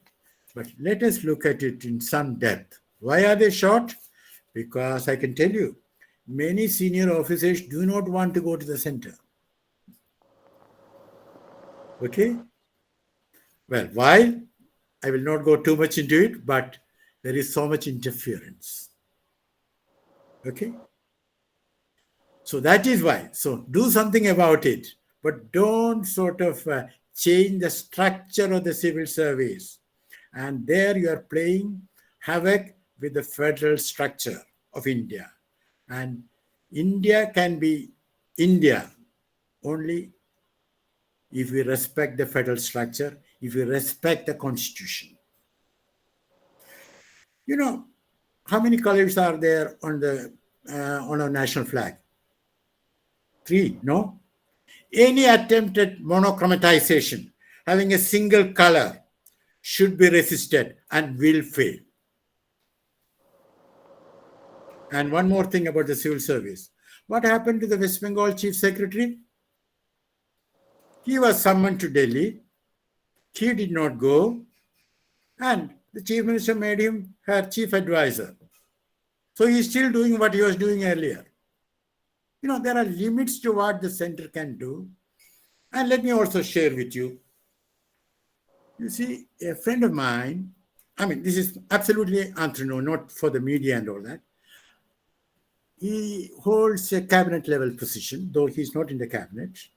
So when I called on him, what happens among the bureaucrats is that my friend was sitting on his chair, I was sitting across, we discussed many things and all that. Then you see, when it is time to leave, we again, stand at the door. Then we become more intimate. So he told me everything is hunky-dory in India, but we have a small problem. I posed. He said, the Prime Minister thinks that India is Gujarat writ large. He doesn't recognize that there is a Supreme Court. He doesn't recognize that there is the international, global, world outside. He has great patience. He has a very sharp mind. He listens to the civil servants with great respect. But he seems to believe that India is a larger version of Gujarat. Well, I thanked him. I didn't ask him anything more because I didn't want to embarrass him. Because when we part with confidences, we respect each other. But that is what. So we have a problem. But at the same time, I honestly believe that the Prime Minister is capable of looking at the picture holistically and, changing his approach. He is capable. Only thing is that those who are, around him and the public at large have to speak out and tell him that. And we can tell him that respectfully. The tone in some of the political debates, I dislike it. So acrimonious, not showing respect. Even if, the ruling government has done something wrong, talk respectfully to the government. Firmly, but respectfully and clearly. So, the art of disagreeing agreeably, not disagreeably. That art, I'm sorry to say, we in India there is scope for us to develop it much more. Thank you, sir. Professor Sanal Mohan, there are 3 queries that are there in the box, which could be read together. If you wish me to, I could read. Please. Dr. Mathew, please do that. Absolutely. Yes, No worries. because there are 3 queries. The first one is from Aditya Gudibande.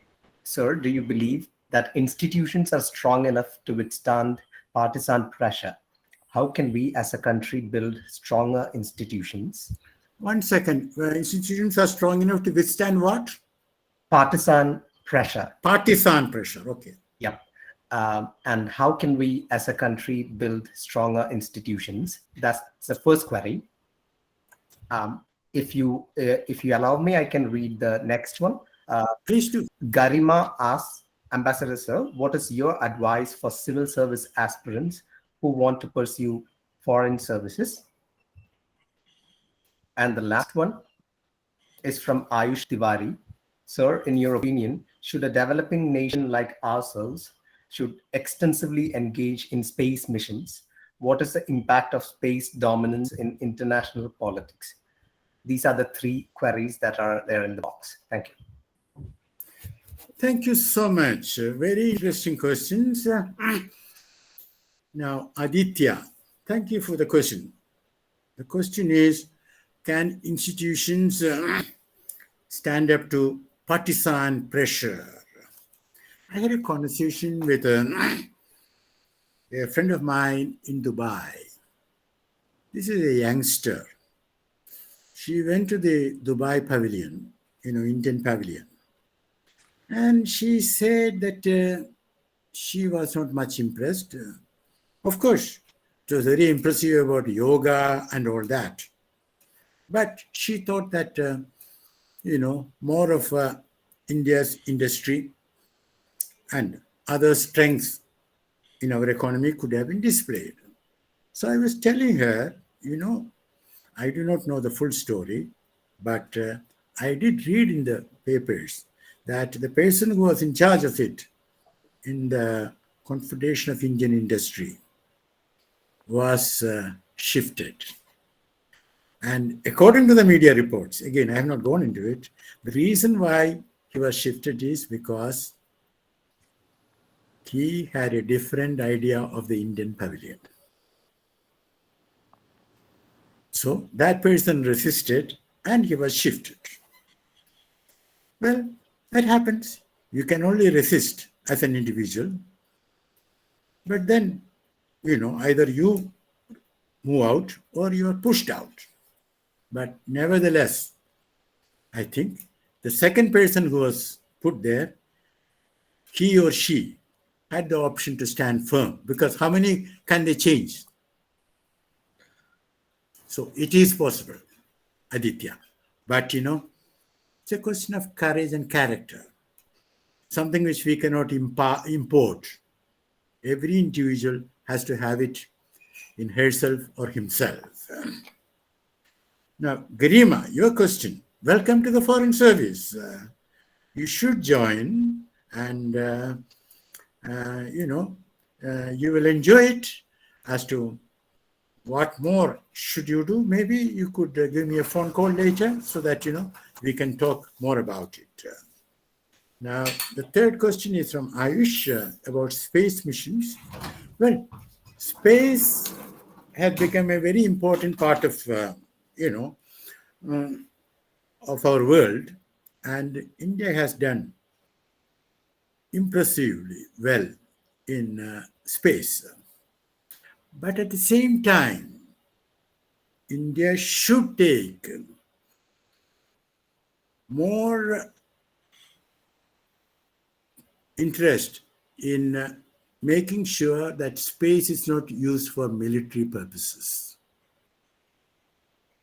That's very, very important. In fact, Ayush, historically speaking, in the early 30s, there were disarmament conferences in Geneva.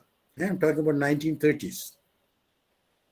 A resolution was almost passed for banning the use of civil aviation in war. That is, you cannot have a bomber. You cannot use an aircraft for bombing. But unfortunately, the resolution did not pass, and you know what happened.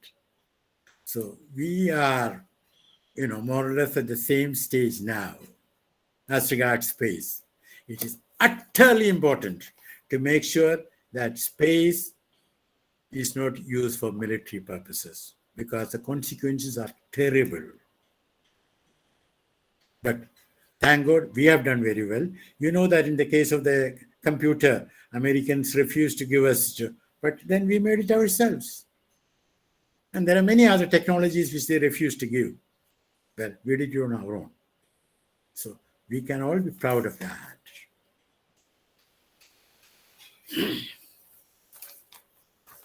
I think Dr. Mathew Kurian had a question. Thank you, Ambassador Fabian, for your very inspiring and stimulating talk. I have two simple questions to raise. One is, you referred to the media as the lapdog. So my query is, what about judiciary of our country? What may be your observation on that? The second question, Pandit Jawaharlal Nehru, with a revolution of rising expectations, introduced democratic planning in our country. But we know that forces within our country as well as from outside weakened, and ultimately the present government threw it away. So my query is, for the future, without macroeconomic planning, can we do justice to the ordinary people of our country, and for real real economic growth? Shouldn't we reintroduce economic planning? So these are two queries. Thank you very much again for your brilliant talk. Thank you, Dr. Mathew Kurian. I'm glad to see you because I've heard so much about you from Dr. Professor Siti. So I was looking forward to seeing you. One second. I also want to bow my head toward, in memory of my great guru. I was one of the PhD research scholars of Dr. K. Mathew Kurian. By namesake also. I am. Good. Now, regarding the two questions, very important questions. Well, the first question is, I said that the media, with some honorable exceptions, have become the lapdog. What about the judiciary? Well, the answer is not to the same extent. Not to the same extent. But to go back, in the case of what I mentioned about is happening in UP, about the district magistrate, arbitrarily determining that so-and-so should pay so much money for public property destroyed. The Supreme Court or the High Court could have taken notice of that, so motu, and call the district magistrate to order. No, that didn't happen. So the judiciary is, well, I don't know whether it's a lapdog or the watchdog. To me, it is sleeping at times. It has to wake up and it has to speak out. And then this business of, the Chief Justice taking on employment or, becoming a Rajya Sabha member and all that. No, this is all wrong. There should be a convention that after being a Chief Justice of the Supreme Court, you don't take any other. You don't want any favors from the government or the ruling party. That is very, very important. And there are many other areas where the judiciary should have. I mean, what is it in Jammu and Kashmir? They kept under detention so many political leaders. So they went to the Supreme Court. Supreme Court didn't act. So occasionally the Supreme Court could have acted better and true to its responsibilities. But I will not go to the extent of saying that they have become a lapdog, because the government is still scared of the Supreme Court. And I can tell you now one thing. This is again entrepreneur. Some time back, there was so much tension between the Chief Justice and the government. A former Attorney General had to come all the way from Chennai to Delhi to patch up some peace between them. So the government is worried. Okay. Now, coming to democratic planning and the need for a planning commission, you're absolutely right. I couldn't agree more with you. But the present government, as I said, seems to believe that the development will come from the big companies whom they want to favor in ways which are deplorable. Let me tell you, a company has got the managing contract for managing so many airports. Now, I know that a retired civil aviation secretary told me the Secretary of Civil Aviation had given in writing that it is not our policy to give more than 2 or maximum 3 airports to the same agency. But he was, overruled. So the government seems to have adopted a policy of seeking development by building, by supporting and favoring a few listed companies. Now, this is very bad, and it is not going to give us development. It will give us, what shall I say, more billionaires. Now, I think Oxfam told us that the number has gone up from 102 to 142, if I am right. We can check up. So, we are making economic progress, fantastic rate, if you measure it in terms of the billionaires produced. This is not real development. Not development for the people of India. Not development for what Mahatma Gandhi said, that the talisman, think of the poorest. Thank you for the questions. Professor Sanal Mohan, there are 2 requests for next questions. First is from Takanori Suzuki, and the second from Rajesh Ampikan. So if the chair decides, we can wind up with that, or you can suggest others. So Takanori, I think, yes. Yeah, we can go ahead with those 2 questions, and then I think we can wind up after that.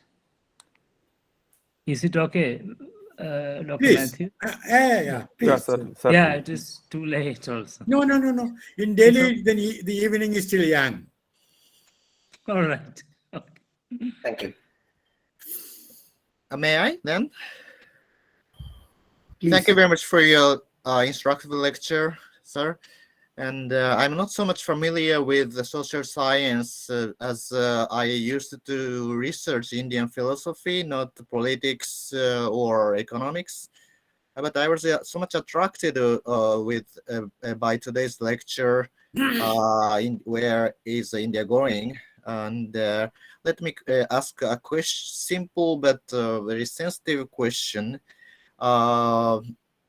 Now, in the time course that the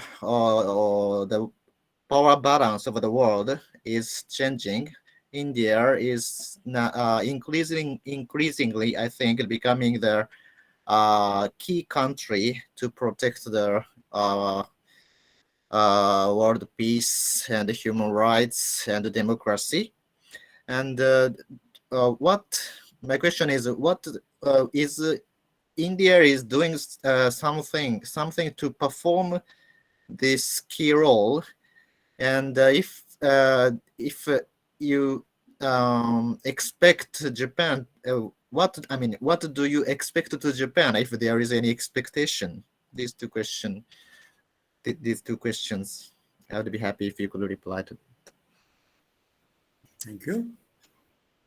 Do we wait for the next question also? Yes, if the speaker decides so, the next question could be asked by Rajesh.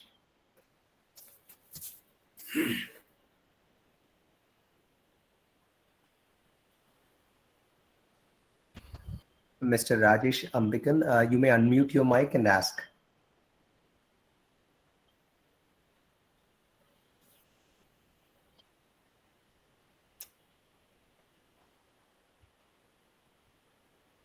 Ambassador Fabian, I think you may address Mr. Suzuki's question. Thank you. Thank you. Thank you, Dr. Suzuki, for your question. Thank you very much. You said it's very sensitive, but we all should be used to getting and answering sensitive questions. As I said earlier, Amartya Sen's argumentative Indian. Let us argue, but argue in a way that we agree agreeably and disagree also agreeably. So no question can be too sensitive. Now, your question was what India is doing for promoting peace, democracy, and human rights. Well, coming to peace, India has contributed significantly to the peacekeeping missions of the United Nations. Indian armed forces are in so many countries undertaking peacekeeping. Now, as regards democracy, let me put it this way. How do you promote democracy? Frankly, you cannot promote democracy in another country. It is difficult. You cannot import democracy. You can import steel, but you cannot import democracy. You can encourage, but that has to be done in a subtle way. If you make public statements, no, it doesn't do any good. So, in a manner of speaking, quietly, without going to town about it, India has been encouraging democracy. You see? Say in Myanmar, you see, our foreign secretary went there. He wanted to see Aung San Suu Kyi. They refused. But the important thing is, he asked for it. So India is doing, but we don't talk too much about it because the less said, the better. Now coming to Japan. Japan and India are the two major democracies in Asia and, in the whole world. Of course, America is oldest, but what I'm trying to say is that, Japan and India, we have so much in common. So we have to work together. We are doing it up to a point. But I want to mention one area where we can do more, and that is China has had great success with its Belt and Road Initiative. Of course, there are problems there, debt trap, and, in Pakistan, there is local resistance and all that. But the fact of the matter is that they have invested so much. And, infrastructure, they deliver. That is the beauty of the Chinese. They deliver. That in the case of Hambantota in Sri Lanka, they delivered. Then they took it back for so many years. That's a different matter, but they deliver. Now, it cannot be said the same thing about India. India has delivered in Sri Lanka so many housing units. in Jaffna. But there are other things which India has not delivered, especially BIMSTEC and all that, connectivity with Southeast Asia. We talk about Act East. Yes, we should act East. But there are infrastructure projects which we have not delivered. Now, it is my hope that Japan and India will work together on this and jointly take over projects and deliver. Because Japan has the financial strength, the technological strength. India has the technological strength and the manpower strength and good knowledge of the neighbors, the terrain, the culture, everything. So this is something which the two of us can work together. That's what we will do. I'm not saying that we are not doing anything at all. No, we are doing something, but we can do more, especially in the case of energy, say hydrogen, to reduce the dependence on fuels and to have an ecologically sustainable world. We have to reduce, the crude and the gas. So let us think of hydrogen and other, sources. There, Japan and India, if we work together, nothing can stop us. You have the brains, we have the brains. Together, nothing can stop us. Thank you very much, sir. Mr. Tiwari, you may speak. Followed by Mr. Rajesh. Thank you, sir. My heartiest thanks to the chair for attending to my question. My heartiest thanks to Fabian, sir, as well. So my question was regarding, so since you mentioned how the media has become a lapdog instead of being a watchdog, so how, in your opinion, the media houses be protected from these political influences, sir? Thank you. Do I answer that straight away?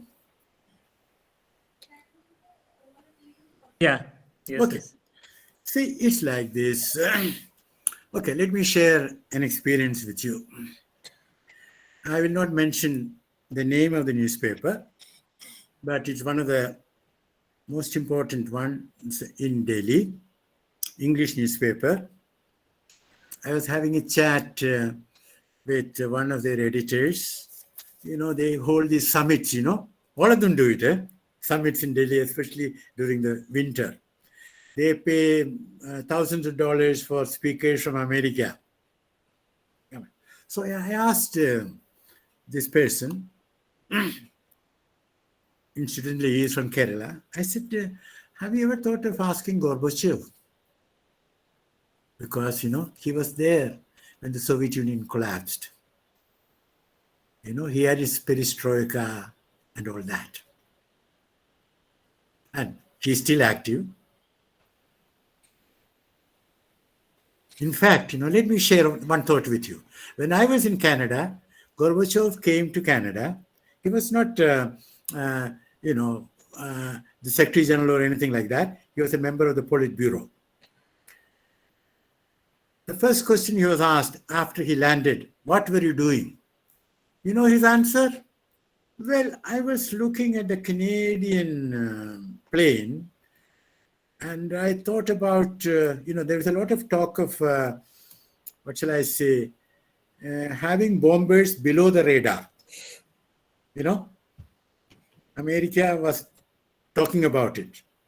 So he said, I thought the Canadian planes provided excellent opportunity for trying it out, this below the radar technology. Then he said, the second thing I was occupied was, I was reading Immanuel Kant's Prolegomena for Perpetual Peace. That is what Gorbachev was reading. You know that his wife was a philosopher, student. Okay? So, such a man, it's a big thing to make him talk. But you know what my friend told me? Fabian, I'm not sure the present dispensation would like it. So I said, tell me which dispensation? Your dispensation or? No, he said the government. So I said, why do you have to worry about the government? Oh, you know something? Well, they can do many things to us. They can deny us advertisement.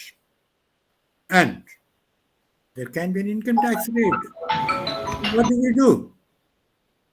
Now, so it's not easy. But nevertheless, I think some media, I mean, let me give an example. The Wire, for example, just stood up. The Citizen, it just stood up. So some are standing up and standing tall. So it is possible. But if you've got a huge empire with a lot of revenue, well, then it becomes more difficult for you. But that doesn't mean you should give up. Sir, if I may contribute with your permission, sir. Yes, sir. Please do. So as you very rightly mentioned the Wire, sir, I think the founder and the CMO, they took to an interview to actually address the issue that they have to bear the expenses for travel and the court cases that have been filed on them. It was, as a matter of fact, very funny to me as well. So, but sir, given the fact that circumstances are such that they've been prosecuted for doing the right thing, and they are the person to bear expenses for something which they firmly believe in, that is true journalism. So, what would you suggest be the plan of action or something that the judiciary can do for the same, sir? Well, my answer is in two parts. One is that it is a horrendous travesty of justice what happened, and we can think of two parts, two solutions. One is the public can start crowdfunding and provide enough money to the Wire, to take care of those expenses. The second is that the public and the media can stand up and impress on the judiciary that it has to stand up. If we do both, well, perhaps things will change. You see, in these matters, there is no mathematical remedy. We have to try.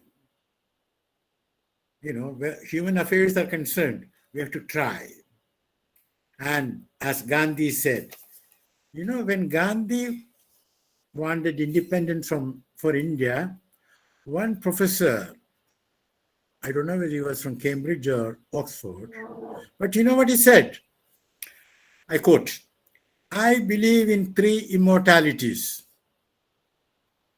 Immortality of the soul, immortality of God." He paused and said, "and the immortality of the British Empire." That's what professor said. And that KPS Menon, I mentioned him earlier, in Madras, he had to write an essay in the final year on the benefits of the British rule for India. You see? So, what appears impossible today, don't worry. If you persist, it will be possible and it will happen tomorrow or day after. Faith in ourselves and faith in India.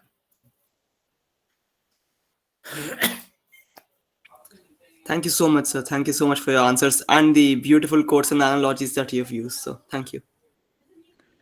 I think the next question was to be asked by Mr. Rajesh, but he says he doesn't have a question. And Dr. Sethi, what shall we do? This is the end of it, or? Yeah, is Mr. Francis Joseph going Yes, to ask a question? He was showing his hand. No. Okay. Thank you. Okay. Okay. Then, all right. Okay. We can come to the concluding part. Ambassador KP Fabian, we had a wonderful time and extremely thankful to you personally for this wonderful evening. May I call upon Dr. Abhilash Babu, Director, School of Social Sciences, and the professor in charge of coordinating the work of Dr. K. Mathew, Kurian Chair, to propose a vote of thanks. Thank you. Hello, sir. Am I audible? Yes. Yes, you are. Honorable Vice Chancellor, Professor Sabu Thomas, distinguished speaker of today's function, Ambassador KP Fabian, Professor Sanal Mohan, Mathew Kurian Chair Professor, distinguished guests, and dear participants. A very good afternoon to all of you. It's my proud privilege to propose vote of thanks to this august occasion of Dr. Mathew Kurian Memorial Lecture, organized by Inter-University Center for Social Science Research and Extension, Mahatma Gandhi University.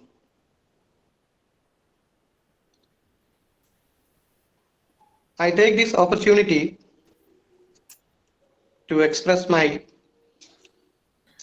our profuse gratitude and sincere thanks to Professor Sabu Thomas, Honorable Vice Chancellor, for his touching inaugural speech and blessing the occasion.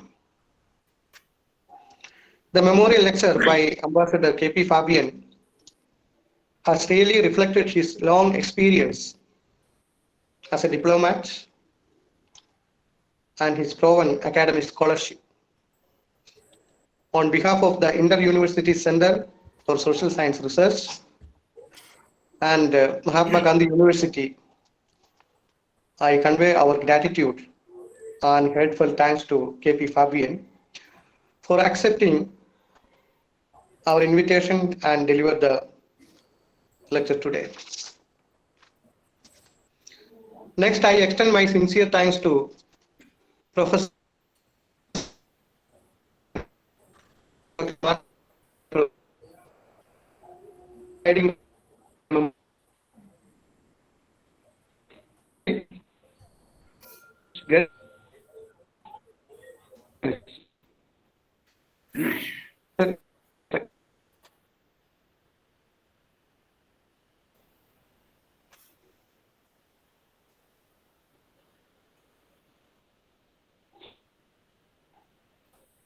I think some connectivity problem.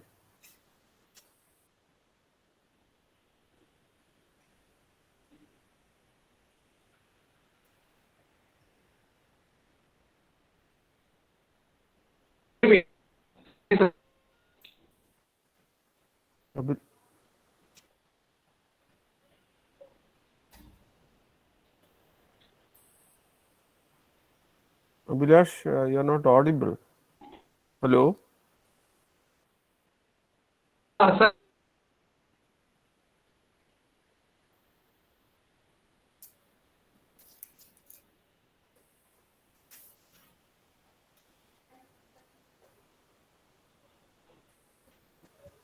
Your speech is interrupted. So now, can you hear me? Hello? Yeah. It Now is we can hear. audible. No.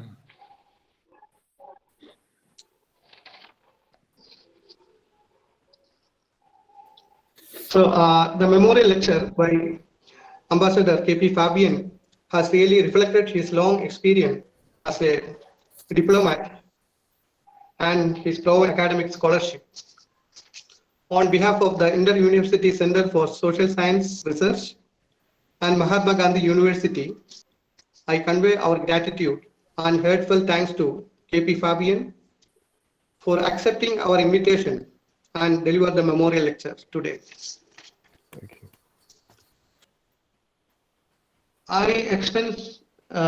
Now I extend my sincere thanks to Professor Sanal Mohan, Dr. Mathew Kurian Chair Professor, for presiding over the memorial lecture. I also extend my sincere thanks to Mathew Varghese, Assistant Professor, International School of International Relations, for meticulously coordinating the today's memorial lecture. Finally, thanks to all the distinguished guests and participants for making this lecture a grand success. Thank you. Thank you, Abhilash. Thank you, sir. Well, thank you for Thank your you. warm company, Thank because you. after being with you, the Thank you. temperature here is much better. Yeah. Thank you. Thank you, Sanal. Thank you, Yeah, Matthew. thanks, Thank you, Sidi. sir. Thanks, all. Thank you. Matthew. Thank you, Suzuki. Thank you, Thank Fabian, you very sir. much. Matthew Kurian, sir. Thank you so much. Thank you, sir. Thank you. From all of us here. Professor Jose Taramangalam. Yeah. Everybody, goodbye.